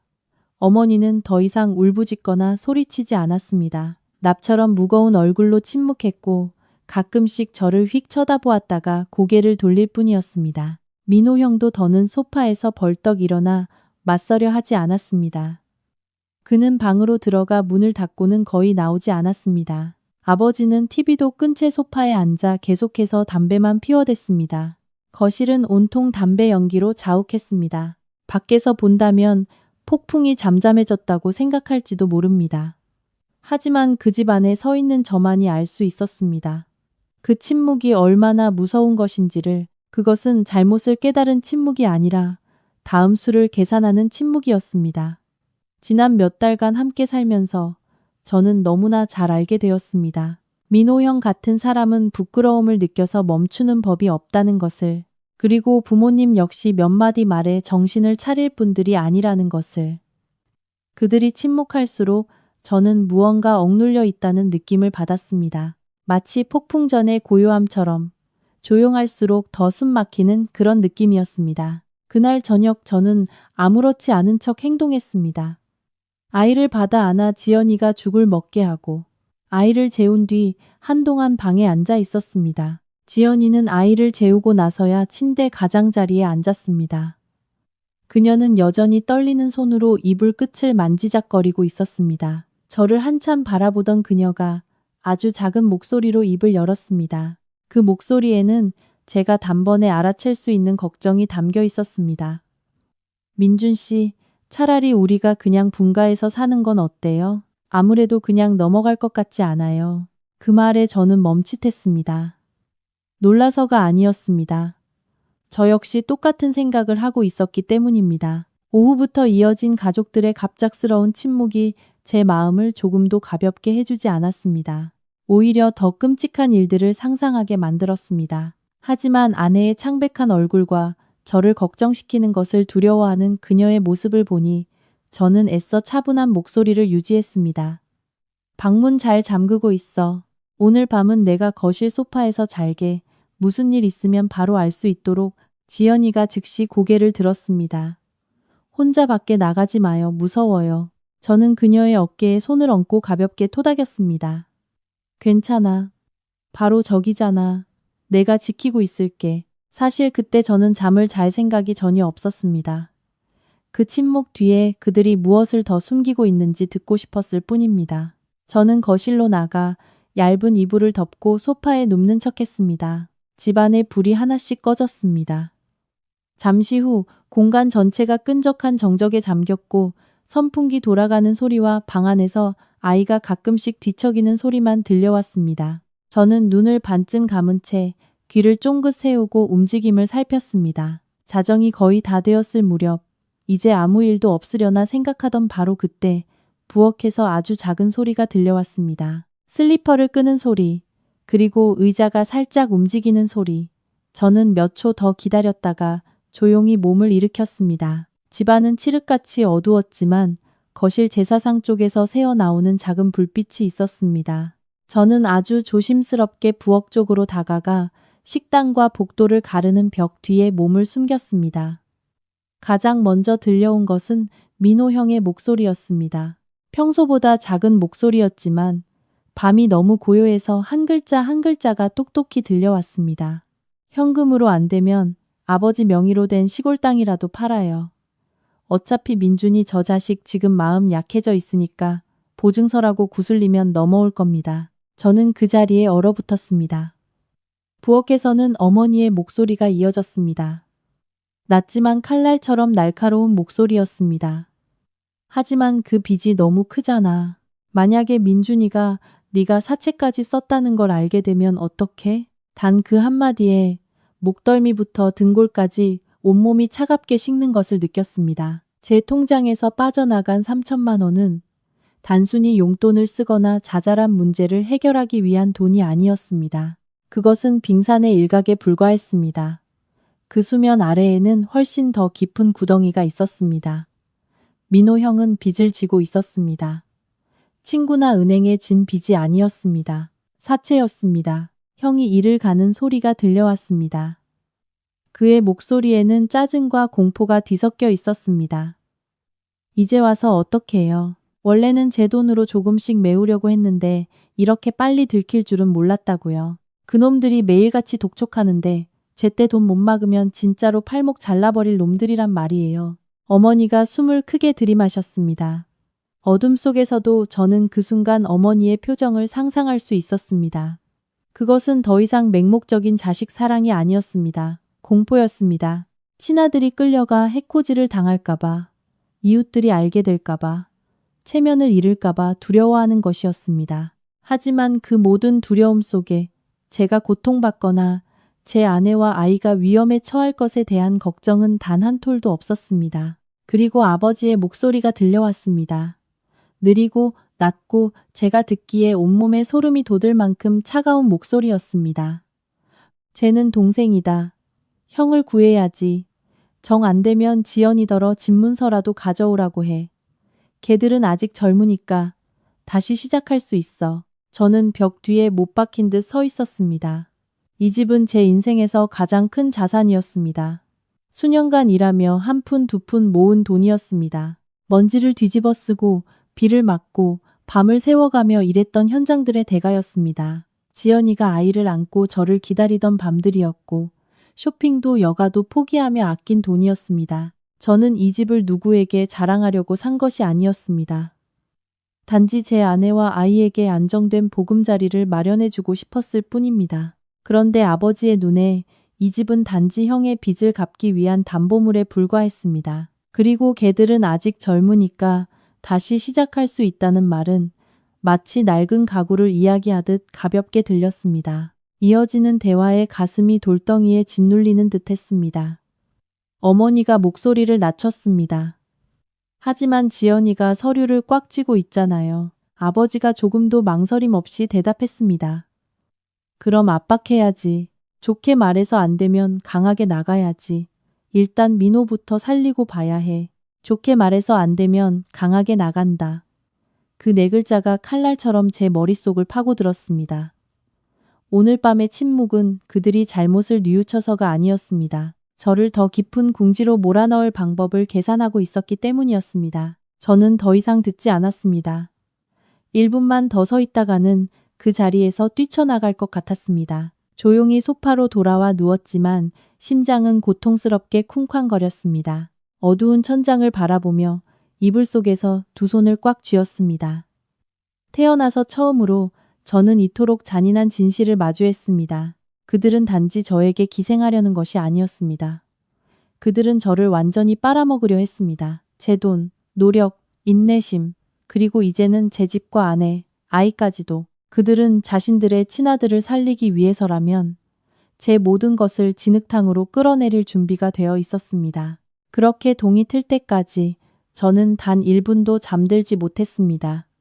그리고 그 길고 어두운 밤 동안 저는 한 가지를 아주 분명하게 깨달았습니다. 만약 이번에도 제가 물러선다면 그 대가를 치를 사람은 더 이상 저 혼자가 아닐 것이라는 것을, 바로 지연이와 제 아이, 제가 가진 모든 것으로 지키려 했던 이 작은 가족이 될 것이라는 것을. 저는 동이 트기 전에 이미 그 사실을 분명히 깨달았습니다. 그래서 다음 날 아침 저는 더 이상 기다릴 마음이 없었습니다. 민호 형의 빚더미에 제 아내와 아이까지 끌어들이려는 그들의 계획을 제 손으로 직접 끊어버릴 작정이었습니다. 하지만 인생은 참 이상합니다. 제가 행동에 나서기도 전에 상대방이 먼저 조급하게 덫을 놓을 때가 있습니다. 제가 막 세수를 마치고 지연이가 일어났는지 보러 방으로 들어가려던 참에 아버지가 거실 문 앞에서 저를 불렀습니다. 그의 목소리는 평소와 완전히 달랐습니다. 고함치지도 으르렁거리지도 위압적으로 굴지도 않았습니다. 오히려 어딘가 점잖은, 듣는 사람의 경계심을 일부러 허물려는 듯한 그런 목소리였습니다. 민준아, 이리 와서 앉아라. 할 말이 있다. 저는 어느 정도 예상하며 거실로 나갔습니다. 예상대로 테이블 위에는 서류 뭉치가 단정하게 놓여 있었고 그 옆에는 펜까지 준비되어 있었습니다. 아버지는 소파에 허리를 꼿꼿이 세우고 앉아 있었고 어머니는 그 옆에서 마치 미리 울기라도 한 듯 눈가가 붉어져 있었습니다. 민호 형은 소파 가장자리에 앉아 초조하게 다리를 떨고 있었습니다. 그렇게 세 사람이 저를 기다리고 있는 모습만 봐도 오늘 그들이 쉽게 물러서지 않을 것임을 알 수 있었습니다. 아버지가 서류 뭉치를 제 쪽으로 밀며 평온한 목소리로 말했습니다. 겉으로는 온화하게 들렸지만 실제로는 명령이었습니다. 여기에 서명해라. 내 형이 사업 자금 좀 마련하는 데 필요한 임시 보증 서류일 뿐이다. 가족끼리 어려울 때 돕는 건 당연한 일이지. 그는 마치 휴가 신청서에 서명하는 것처럼 가볍게 말했습니다. 저는 바로 앉지 않았습니다. 몇 초간 서 있다가 의자를 끌어당겨 앉아 서류를 한 장씩 넘겨보았습니다. 보면 볼수록 마음이 차갑게 식어갔습니다. 이것은 사업 자금 마련 같은 것이 아니었습니다. 신용대출 신청서, 자산담보 확인서, 그리고 채무 변제 책임을 명시한 조항들이 빼곡히 적혀 있었습니다. 제가 여기에 서명하는 순간 민호 형의 빚은 제 이름과도 엮이게 되는 것이었습니다. 저는 서류를 다 본 뒤 테이블 위에 내려놓았습니다. 던지지도 세게 내리치지도 않았습니다. 그저 고개를 들어 아버지를 똑바로 쳐다보며 저 자신도 낯설 만큼 차분한 목소리로 물었습니다. 아버지, 제가 정말 이 정도로 어리석다고 생각하십니까? 그 말이 나오자마자 아버지의 얼굴이 즉시 시뻘개졌습니다. 아까의 점잖은 표정은 온데간데 없었습니다. 어머니는 예상대로 이 집에서 배신당한 사람은 자신이 아니라 저라는 듯 가슴을 치며 흐느끼기 시작했습니다. 네가 내 형을 길바닥에서 죽게 만들어야 속이 시원하겠니? 그녀는 울면서 저를 쳐다보았지만 그 목소리에는 애원뿐만 아니라 협박도 섞여 있었습니다. 걔한테 무슨 일 생기면 너희 부부가 발 뻗고 잘 수 있을 것 같아? 피를 나눈 형제인데 네가 어떻게 그렇게 냉정할 수가 있니? 저는 가만히 앉아 모든 것을 들었습니다.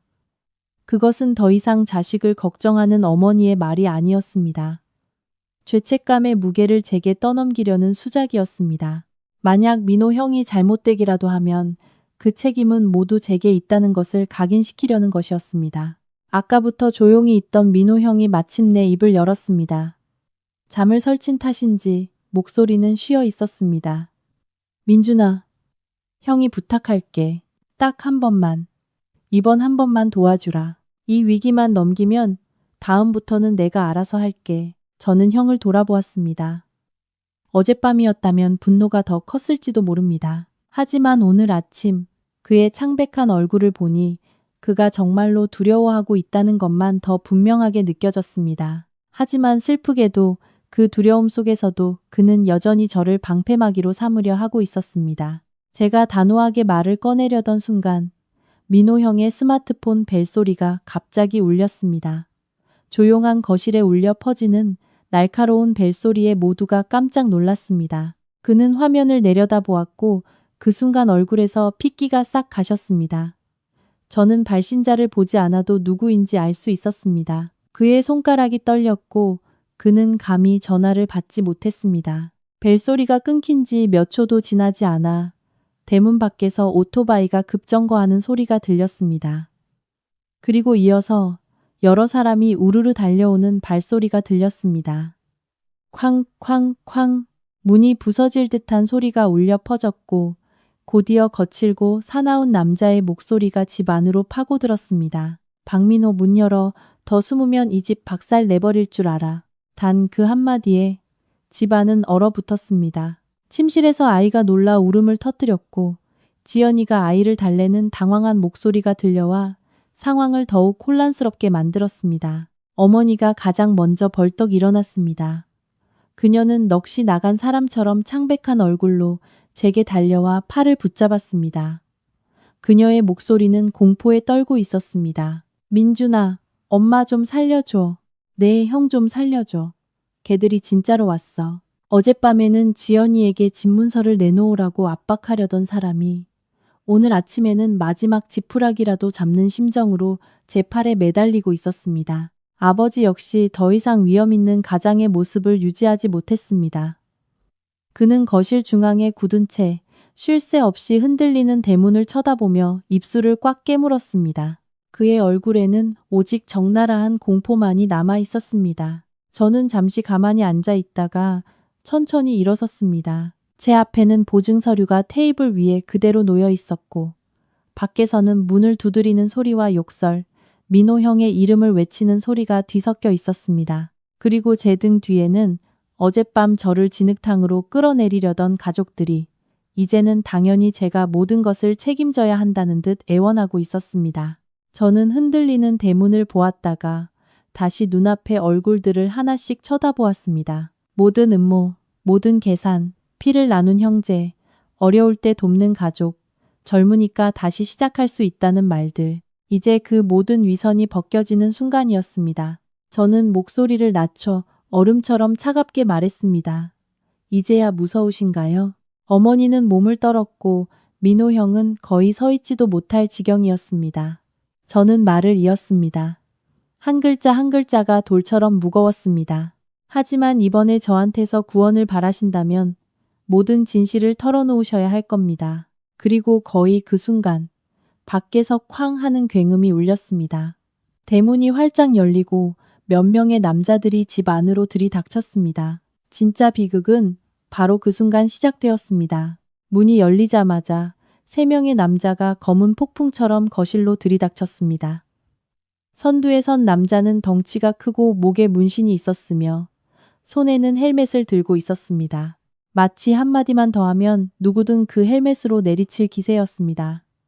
뒤따르는 2명은 눈을 사납게 번뜩이며 마치 자신들의 소유물인 양집 안을 훑어보았습니다. 누구도 반응하기 전에 선두의 남자가 으르렁거렸습니다. 박민호 어디 있어? 더 숨으면 다리 분질러 버릴 줄 알아. 가족 모두가 얼어붙었습니다. 민호 형은 뒷걸음질 치다 테이블 모서리에 부딪혔고 얼굴에서는 핏기가 완전히 사라졌습니다. 아까까지의 뻔뻔함은 온데간데 없고 궁지에 몰린 자의 초라한 모습만 남아 있었습니다. 그는 입술을 떨며 말을 더듬었습니다. 조금만 더 시간을 주시면. 그의 말이 채 끝나기도 전에 뒤에 있던 남자가 헛웃음을 치며 바닥에 껌을 뱉었습니다. 시간은 무슨. 원금 1억에 이자가 붙어서 이제 1억 5천이야. 우리가 자선 사업가인 줄 알아? 침실에서 아이가 고함 소리에 놀라 숨이 넘어갈 듯 울음을 터뜨렸습니다. 혼란스러운 집안에 울려 퍼지는 아이의 울음소리에 저는 정신이 번쩍 들었습니다. 거의 반사적으로 저는 한 걸음 옆으로 움직여 침실 문 앞을 가로막았습니다. 그 깡패들과 제 아내와 아이 사이에 거리를 두기 위해서였습니다. 지연이는 아이를 품에 안고 창백한 얼굴로 침대 가장자리에 바싹 붙어서 있었습니다. 저는 뒤돌아보지 않았지만 아이의 흐느낌과 지연이의 떨리는 손길만으로도 지금 제가 절대 그들을 한 발짝도 들여보내선 안 된다는 것을 알았습니다. 덩치 큰 남자가 거실을 한 바퀴 훑어보았습니다. 그의 시선은 부모님과 움츠러든 민호 형을 지나 제게 멈췄습니다. 아마 이 혼란 속에서 유일하게 똑바로 서서 숨을 고르고 있는 사람이 저였기 때문일 겁니다. 그가 턱짓으로 퉁명스럽게 물었습니다. 네가 동생이냐? 저는 바로 대답하지 않았습니다. 그가 입꼬리를 올리며 말을 이었습니다. 돈 많다며 대신 갚아. 저는 그를 똑바로 쳐다보며 얼음장 같은 목소리로 말했습니다. 빚은 빌린 사람이 갚는 겁니다. 그가 헛웃음을 쳤습니다. 가족이잖아. 안 갚으면 다 같이 책임져야지. 그는 말하면서 헬멧으로 손바닥을 가볍게 치며 침실 쪽을 곁눈질했습니다. 그 행동에 피가 거꾸로 솟았지만 저는 움직이지 않았습니다. 지금 흥분하면 가장 먼저 피해를 보는 것은 제 아내와 아이일 테니까요. 그제야 아버지가 모든 체면을 버리고 제게 돌아서서 다급하게 말했습니다. 민준아 서명해. 지금 형 안 구하면 우리 다 죽어. 그 말을 듣고 등골을 따라 아주 이상한 감각이 흘렀습니다. 아픔도 분노도 아닌 차가움이었습니다. 마침내 그들의 눈에 제가 어떤 존재인지 똑똑히 보았을 때의 차가움. 어젯밤에는 지연이에게 집문서를 내놓으라던 사람들이, 오늘 아침에는 저를 보증인으로 만들려던 사람들이, 이제 깡패들이 들이닥치자마자 제게 하는 첫마디는 여전히 서명회였습니다. 누구도 제 아내와 아이가 무서워하는지는 묻지 않았고 우는 아이가 받을 충격은 걱정하지 않았습니다. 그들의 머릿속에는 오직 한 가지, 저를 방패막이로 삼아 민호 형을 구하려는 생각뿐이었습니다. 저는 아버지를 돌아보며 태어나서 처음으로 제 자신도 가슴에 돌덩이가 박힌 듯 무겁게 느껴지는 한마디를 내뱉었습니다. 제가 형을 구하면 제 아내와 아이는 누가 구합니까? 그 말이 떨어지자 거실은 순간 정적에 휩싸였습니다. 깡패들조차 잠시 멈칫했습니다. 아마 그들은 이 아수라장에서 감히 그런 질문을 되던질 사람이 있을 줄은 몰랐을 겁니다. 아버지는 입을 벌렸지만 말을 잇지 못했습니다. 그때 어머니가 미친 사람처럼 소리쳤습니다. 네가 이 집에 빚을 졌으니 네가 갚아야지. 그 말에 저는 정말로 멈칫했습니다. 전혀 예상하지 못해서가 아니었습니다. 그 말 뒤에 아주 깊고 어두운 무언가가 있다는 것을 알았기 때문입니다. 수십 년간 그들이 마음속에만 담아두고 결코 꺼내지 않았던 그것. 저는 어머니를 돌아보며 눈빛을 날카롭게 했습니다. 제가 무슨 빚을 졌습니까? 어머니는 거친 숨을 몰아쉬었습니다. 마치 수년간 억눌러왔던 울분이 마침내 터져 나오듯 그녀는 제 얼굴에 대고 소리쳤습니다. 그 목소리는 떨렸지만 한 글자 한 글자에 도끼가 서려 있었습니다. 너는 주워온 자식이야. 내가 아니었으면 넌 길바닥에서 굶어 죽었어. 이제 그 은혜를 갚을 때가 온 거야. 집안은 마치 보이지 않는 폭탄이 터진 듯 고요해졌습니다. 침실에서 지연이가 숨을 크게 들이마시는 소리가 들렸습니다. 아이는 여전히 울고 있었지만 그 울음소리는 아주 멀게만 느껴졌습니다. 머릿속이 윙윙거렸습니다. 주워온 자식이라는 말은 제게 완전히 새로운 비밀은 아니었습니다. 몇 년 전 제사 때 술에 취한 친척의 말을 우연히 듣고 혼자서 조용히 조각들을 맞춰가며 알게 된 사실이었습니다. 하지만 그 사실을 안 이후로 집안의 누구도 감히 제 면전에서 그렇게 말한 적은 없었습니다. 그들이 침묵했기에 저도 침묵했습니다. 저는 이 집에 남기를, 아들의 의무를 다하기를, 서로를 가족으로 여기기를 선택했습니다. 제가 올바르게 살면 나은 정과 기른 정의 차이는 중요하지 않게 될 것이라고 믿었습니다. 그런데 오늘 그들이 친아들을 위한 희생양이 필요해지자 그 커튼은 무자비하게 찢겨 나갔습니다. 제가 수년간 쌓아온 모든 노력, 인내, 희생은 결국 이제 은혜를 갚을 때라는 단 한마디로 요약될 수 있었던 것입니다. 저는 어머니를, 아버지를, 민호 형을, 그리고 거실을 가로막고 서 있는 3명의 남자를 차례로 쳐다보았습니다. 그 순간 저는 그 어느 때보다도 분명하게 깨달았습니다. 이 싸움은 더 이상 돈 문제가 아니라는 것을. 이것은 그들이 오랫동안 숨겨왔던 모든 독선, 불공정, 그리고 계산의 가장 깊은 핵을 건드린 것이었습니다. 어머니의 너는 주워온 자식이야 라는 말이 끝나자마자 방 안의 공기는 모두 빨려나간 듯 텅 비어버렸습니다. 3명의 깡패마저 멈칫하며 돈보다 더 흥미로운 구경거리를 찾은 듯 제 얼굴과 부모님의 얼굴을 번갈아 보았습니다. 민호 형은 숨을 헐떡이며 눈을 굴렸습니다. 아마 어머니가 이 타이밍에 그 이야기를 꺼낼 줄은 몰랐을 겁니다. 침실에서는 지연이가 아이를 안고 그 자리에 얼어붙어 있었습니다. 저는 몇 초간 가만히 서 있었습니다. 그리고 나지막이 웃었습니다.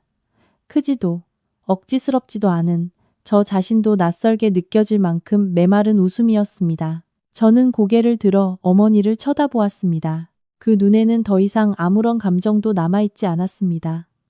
결국 말씀하셨네요. 어머니는 멈칫했습니다. 아마 제가 충격을 받거나 부정하거나 미친 듯이 화를 낼 거라고 생각했겠죠. 하지만 저는 그러지 않았습니다. 아프지 않아서가 아니었습니다. 이 아픔은 제가 이미 오래전에 삼켰던 것이었기 때문입니다. 단지 제가 그들을 위해 지키려 했던 마지막 존중을 오늘 그들 스스로가 제 목에 겨누는 칼로 사용할 줄은 몰랐을 뿐입니다. 저는 침실 쪽을 돌아보았습니다. 지연이는 여전히 아이를 안고 문턱에 서서 창백한 얼굴로 입술을 굳게 다물고 있었습니다. 저는 그녀를 보며 낮지만 한 글자 한 글자 분명하게 말했습니다. 나 예전부터 알고 있었어. 단지 그들이 이걸 핑계로 나를 이 지경까지 몰아세울 줄은 몰랐을 뿐이야. 지연이는 눈을 동그랗게 뜨고 저를 바라보았습니다. 그 눈에는 놀라움뿐만 아니라 아주 깊은 슬픔이 담겨 있었습니다. 아마 그녀는 이제야 깨달았을 겁니다. 왜 제가 부모님의 자존심 상하는 말에 그토록 침묵했는지를, 왜 제가 이 집에 가장 노릇을 하면서도 묵묵히 참아왔는지를. 저는 다시 앞을 보며 세 사람을 똑바로 쳐다보았습니다. 제가 10살 때 친부모님은 교통사고로 돌아가셨습니다. 저는 이곳으로 오게 됐죠. 그날부터 저는 이 집에서 살며 두 분을 아버지, 어머니라 부르고 민호 형을 형이라 부르며 자랐습니다. 저는 단 한 번도 그 사실을 피하거나 입양하라는 사실을 부끄러워한 적이 없습니다. 저는 잠시 말을 멈추고 더욱 차분한 목소리로 말을 이었습니다. 제가 부끄러운 것은 오늘 저를 가족이라고 불렀던 바로 그분들이 계산을 하기 위해 그 사실을 꺼내 들었다는 점입니다. 아마 그때서야 방 안의 모든 사람들이 제가 충동적으로 행동하는 것이 아니라는 것을 깨달았을 겁니다. 저는 방금 비밀을 알게 된 것이 아니었습니다. 오래전부터 알고 있었고 오래전부터 침묵을 선택했던 것입니다. 그렇기에 지금 제가 하는 말들은 충격받은 아들의 외침이 아니라 너무 많이 참고 너무 똑똑히 보았기에 더 이상 참지 않기로 결심한 사람의 말이었습니다. 저는 부모님에게서 눈을 떼지 않고 말을 이었습니다. 지난 수년간 저는 남들보다 2배, 3배 더 노력했습니다. 학교에서는 2등을 하는 것도 두려웠습니다. 더 잘해야만 이 집에 있을 자격이 생긴다고 생각했기 때문입니다. 이른 아침에 출근하고 먼 곳의 공사 현장으로 가고 힘든 일을 도맡아 했습니다. 입양아는 더 착실하게, 더 감사하며 살아야 한다고 믿었기 때문입니다. 월급을 받으면 꼬박꼬박 생활비를 드렸고 집안에 고칠 것이 있으면 제가 해결했습니다. 민호 형이 사고를 치면 제가 조용히 뒷수습을 바랬습니다. 형이 실직 상태로 집에서 빈둥거릴 때도 전기세, 수도세, 식비, 아버지 약값, 어머니 용돈까지 전부 제가 냈습니다. 어머니가 반박하려는 듯 숨을 크게 들이마시는 소리가 들렸지만 저는 기회를 주지 않았습니다. 하지만 나이가 들수록 저는 한 가지를 깨달았습니다. 이 집의 모든 친절에는 조건이 붙어 있다는 것을. 저는 헛웃음을 쳤습니다. 어릴 때는 우리가 널 키워줬으니 넌 말을 잘 들어야 한다였고 좀 더 크니 넌 뭐든지 형한테 양보해야 한다였죠. 사회생활을 시작하니 내가 돈을 벌었으니 집에 가져와야 한다가 되었습니다. 저는 어머니를 똑바로 쳐다보았습니다. 저는 그래도 가족이니까 어느 집에나 편애는 있을 수 있다고 생각했습니다. 제가 올바르게 살면 언젠가는 저를 진짜 아들처럼 대해주실 거라고 믿었습니다. 제가 틀렸더군요. 어머니는 더 이상 억울한 척 울지 않았습니다. 그녀는 고개를 캐쳐들고 적나라한 증오가 담긴 눈빛으로 쏘아붙였습니다. 넌 친아들이 아니잖아. 당연히 재산은 민호한테 줘야지. 누구한테 주겠어. 네가 번 돈은 이 집에 가져오는 게 사람 된 도리야. 내가 널 이만큼 키웠는데 이제 와서 내가 그걸 돌려받을 권리도 없다는 거니. 그녀의 한마디 한마디가 염산처럼 제 얼굴에 쏟아지는 듯 했습니다. 더 이상 예의나 체면은 없었습니다. 부모와 자식, 가족 간의 사랑 같은 것은 존재하지 않았습니다. 오직 본질만이 남아 있었습니다. 저는 그들의 친아들을 위한 수익을 내야 하는 투자 상품이었던 것입니다. 민호 형은 어머니가 모든 것을 밝히자 더 이상 연기할 필요도 없다는 듯 소리쳤습니다. 네가 이 집에서 몇 년을 먹고 자랐는데 이제 내가 필요하다면 네가 갚아야지. 네가 뭔데. 옛날에 우리 부모님 아니었으면 넌 길바닥에서 썩어 문드러졌을 거야. 저는 형을 돌아보았습니다. 그 순간 저보다 1살 많은 그 남자의 얼굴에서 형제라고는 찾아볼 수 없었습니다. 오직 질투와 의존, 그리고 제가 이룬 모든 것이 당연히 자신의 것이어야 한다는 탐욕만이 깊게 새겨져 있었습니다. 저는 민호 형부터 어머니, 그리고 마지막으로 아버지까지 차례로 쳐다보았습니다. 그는 여전히 침묵했습니다. 그의 침묵은 다른 2사람의 고함보다 더 무서웠습니다. 그것은 동의를 의미했기 때문입니다. 그 역시 제 자리가 그 정도밖에 되지 않는다고 생각하고 있었던 것입니다. 저는 숨을 한번 들이쉬고 천천히 말했습니다. 한 글자 한 글자가 돌처럼 무거웠습니다. 결국 지난 수십 년간 저는 그냥 걸어다니는 지갑이었군요. 아무도 대답하지 않았습니다. 아마 아무도 반박할 수 없었기 때문일 겁니다. 저는 거실을 가로막고 서 있는 3명의 깡패에게로 완전히 돌아섰습니다. 그 순간 제 얼굴이 얼마나 차갑게 보였을지 저 자신도 알 수 없었습니다. 다만 제 목소리가 아주 평온하고 고르다는 것은 알 수 있었습니다. 똑똑히 들으셨습니까? 빚은 저들의 것입니다. 용건이 있다면 당사자와 해결하십시오. 제 말이 끝나자 방 안은 다시 팽팽한 정적에 휩싸였습니다. 그리고 바로 그 정적 속에서 저는 제가 그동안 마지막 희망 한 조각으로 붙들고 있던 가족이라는 이름의 끈을 제 손으로 완전히 끊어버렸다는 것을 알았습니다. 제 말이 끝나자마자 거실의 공기는 끊어지기 직전의 활시위처럼 팽팽해졌습니다.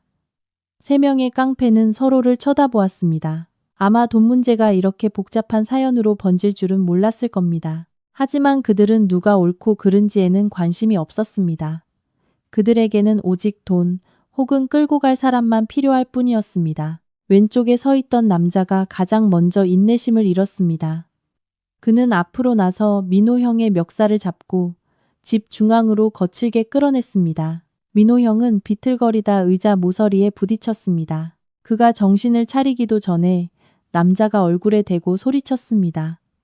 연극은 끝났어. 오늘 돈 없으면 사람이라도 데려간다. 민호 형의 얼굴이 새하얗게 질렸습니다. 그는 저를 돌아보며 공포에 질려 목소리가 갈라졌습니다. 민준아, 네가 안 구해주면 나 죽어. 들었어? 나 진짜 죽는다고. 그것은 더 이상 형의 목소리가 아니었습니다. 막다른 길에 몰린 자가 살기 위해 누구에게든 매달리는 비명이었습니다. 저는 그 자리에 가만히 서 있었습니다. 태어나서 처음으로 민호 형 앞에서 저는 조금도 움직이지 않았습니다. 다가가지도 말리지도 변호하지도 않았습니다. 그저 그를 똑바로 쳐다볼 뿐이었습니다. 아마 바로 그 침묵이 민호 형을 더 두렵게 만들었을 겁니다. 처음으로 제가 더 이상 그의 문제를 당연히 책임져야 할 의무로 여기지 않는다는 것을 깨달았기 때문입니다. 어머니가 비명을 질렀지만 그녀가 달려들기도 전에 아버지가 저조차 멈칫하게 만드는 행동을 했습니다. 그는 제 앞으로 다가와 쿵 소리가 나게 무릎을 꿇었습니다. 그의 얼굴은 잿빛이었고 입술은 떨렸습니다. 민준아, 아버지가 부탁이다. 이번 한 번만 쟤 좀 살려줘. 집안은 죽은 듯이 고요해졌습니다. 깡패들조차 잠시 멈칫했습니다. 아마 방금 전까지 위엄을 지키던 남자가 아들 앞에서 무릎을 꿇을 줄은 상상도 못했을 겁니다. 저는 제 앞에 있는 남자를 보며 가슴이 저려오는 것을 느꼈습니다. 하지만 그 안타까움이 동정심으로 변하기도 전에 아버지가 스스로 그 감정을 산산조각 냈습니다. 그는 애원하던 얼굴을 들고 저를 쳐다보았고 그 순간 눈빛이 돌변했습니다. 그는 이를 갈며 빠르고 거칠게 말했습니다. 네가 서명 안 하면 나는 이놈들한테 네가 빚을 갚기로 했다고 말할 거다. 저는 아버지를 오랫동안 쳐다보다가 웃음을 터뜨렸습니다. 그 웃음은 너무나 차가워서 깡패들조차 저를 쳐다볼 정도였습니다. 방금 무릎 꿇고 애원하던 사람이 바로 다음 순간 다른 사람의 목에 칼을 들이대는 이토록 뻔뻔한 광경을 본 적이 없었습니다. 저는 아버지를 내려다보며 아주 작은 목소리로 말했습니다. 아버지는 무릎을 꿇으면서 협박을 하시는군요. 제가 아직도 옛날의 어린애로 보이십니까? 그 말에 아버지는 굳어버렸지만 어머니는 더 이상 참지 못했습니다. 그녀는 미친 사람처럼 제게 달려들어 팔을 잡아 끌고 제 가슴에 펜을 찔러 넣었습니다. 서명해. 당장. 안 하면 나를 원망하지 마. 그녀의 목소리는 쇳소리 같았고 눈은 핏발이 서 있었습니다. 바로 그 순간 지연이가 나왔습니다. 그녀는 여전히 아이를 품에 안고 있었습니다. 그녀는 으르렁거리는 남자들이 가득한 거실 중앙으로 걸어 나와 제 곁에 서서 입을 열었습니다. 목소리는 떨렸지만 한 글자 한 글자는 아주 분명했습니다. 민준 씨는 서명하지 않아요. 방 안의 모든 시선이 그녀에게 쏠렸습니다. 어머니가 가장 먼저 멈칫했습니다. 수년간 침묵하고 참고 고개 숙이던 며느리가 감히 이 순간에 끼어들 줄은 몰랐다는 듯한 표정이었습니다. 지연이는 아이를 더 꽉 껴안고 시부모님을 똑바로 쳐다보았습니다. 제가 아내에게서 처음 보는 눈빛이었습니다. 그녀는 떨고 있었지만 말을 이었습니다. 그분은 누구에게도 빚진 게 없어요. 빚을 진 사람은 두 분의 아들입니다. 그 말은 마치 따기처럼 가족들의 얼굴에 내리꽂혔습니다. 아버지는 할 말을 잃었고 민호 형은 닥쳐 라고 소리쳤지만 이전과 같은 위세는 없었습니다. 저는 아내를 보며 가슴이 벅차오르면서도 아팠습니다. 늘 참고 살던 그녀가 마침내 남편을 위해 목소리를 냈다는 사실에 자랑스러웠고 이 지경에 이르러서야 그녀가 강해져야만 했다는 사실에 가슴이 아팠습니다. 그 순간 저는 분명히 깨달았습니다. 만약 제가 여기서 한 발짝이라도 더 물러선다면 저뿐만 아니라 제 곁에 서 있는 이 여자와 아이까지 함께 무너질 것이라는 것을. 그리고 이번에는 절대로 물러설 수 없었습니다. 그리고 이번에는 저는 물러서지 않았습니다. 저는 몸을 기울여 지연이와 아이를 제 등 뒤로 보호했습니다. 제 시선은 여전히 거실을 가로막고 서 있는 3명의 남자를 향해 있었습니다. 덩치 큰 남자가 입꼬리를 올렸습니다. 내 가족, 정말 재밌네. 근데 우리는 연극 볼 시간 없어. 결론은 돈 어디 있냐고? 저는 바로 대답하지 않았습니다. 주머니에서 아주 천천히, 그리고 침착하게 스마트폰을 꺼냈습니다. 단축 번호 하나를 누르고 귀에 대고 간결하게 말했습니다. 팀장님, 지금 바로 저희 집으로 와주실 수 있습니까? 명확히 해야 할 일이 생겼습니다. 저는 길게 설명하지 않고 전화를 끊었습니다. 덩치 큰 남자가 눈을 가늘게 떴습니다. 누구한테 전화한 거야? 저는 그를 똑바로 쳐다보았습니다. 당신들과 서류로 대화할 수 있는 사람이요. 10분도 채 되지 않아 문 밖에서 발소리가 들려왔고 경찰 제복을 입은 2사람이 거실로 들어왔습니다. 그들을 보자마자 3명의 깡패는 즉시 태도를 바꿨습니다. 저는 제가 어젯밤부터 준비해둔 모든 것을 경찰관 앞 테이블에 내려놓았습니다. 빨간 펜으로 표시된 은행 거래 내역서, 어머니와 형이 제 스마트폰을 만지던 영상, 그리고 그들이 저를 협박하던 대화가 담긴 녹음 파일까지 저는 한 글자 한 글자 분명하게 말했습니다. 재산 강탈 및 불법 계약 강요 행위로 신고합니다. 방 안은 얼어붙었습니다. 아버지가 믿을 수 없다는 듯 저를 쳐다보았습니다. 내가 경찰에 신고를 해? 저는 아버지를 돌아보며 제 자신도 낯설 만큼 차가운 눈으로 말했습니다. 아버지는 제게 늘 올바르게 살라고 가르치셨습니다. 저는 오늘 단지 올바른 일을 했을 뿐입니다. 그 말은 우리 사이에 남은 마지막 끈을 끊어버리는 칼날 같았습니다. 어머니는 소파에 주저앉았고 민호 형은 마침내 진짜 공포에 질려 제게 애원하기 시작했습니다. 민준아, 형이 잘못했어. 제발 일 크게 만들지 마. 저는 더 이상 그를 보지 않았습니다. 경찰을 향해 말을 이었습니다. 이 모든 거래 내역과 제 스마트폰을 누가 사용했는지, 그리고 저와 무관한 빚에 대한 보증을 강요받은 사실까지 전부 조사해 주십시오. 저는 잠시 말을 멈추고 3명의 깡패를 가리켰습니다. 그리고 이 빚이 어떻게 발생했는지, 어떤 협박이 있었는지도 기록해 주시기 바랍니다. 상황이 불리해지자 덩치 큰 남자는 더 이상 허세를 부리지 않았습니다.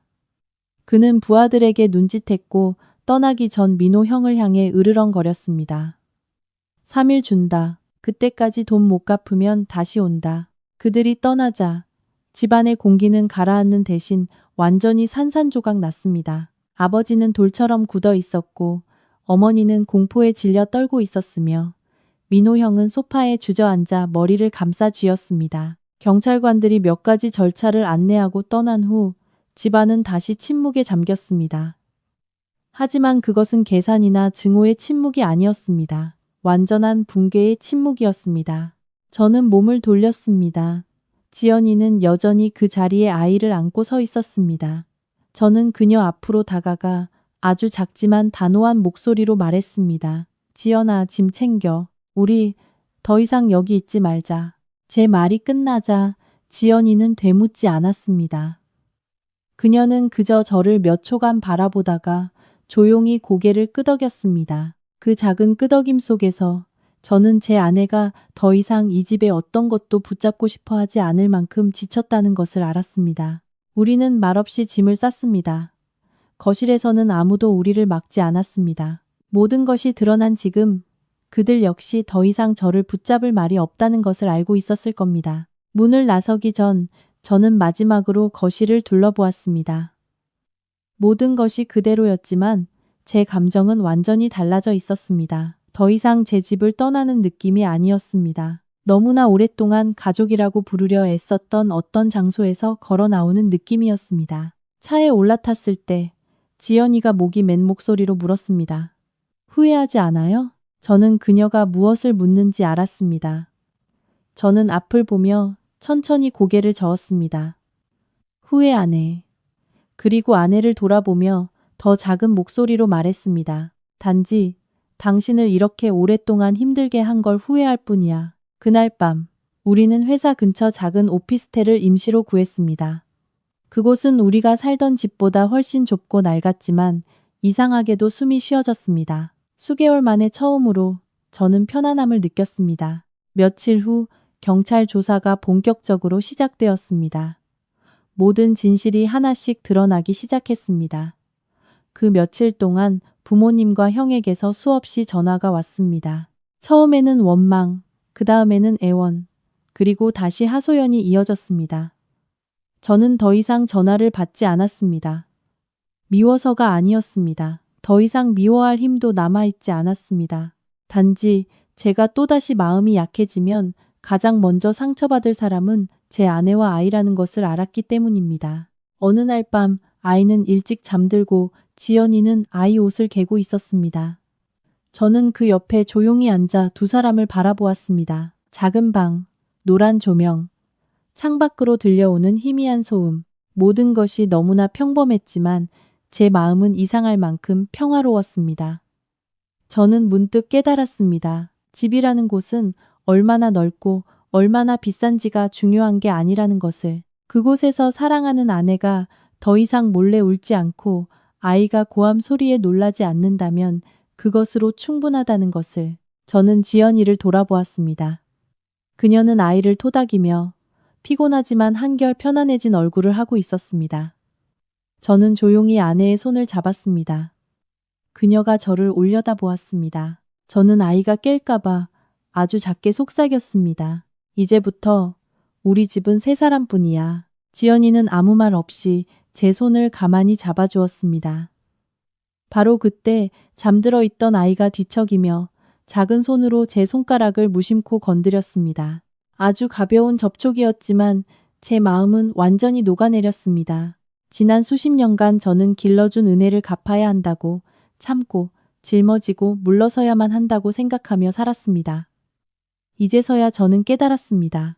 은혜란 누군가를 태삼에는 족쇄가 아니며 탐욕과 편애의 도구가 되기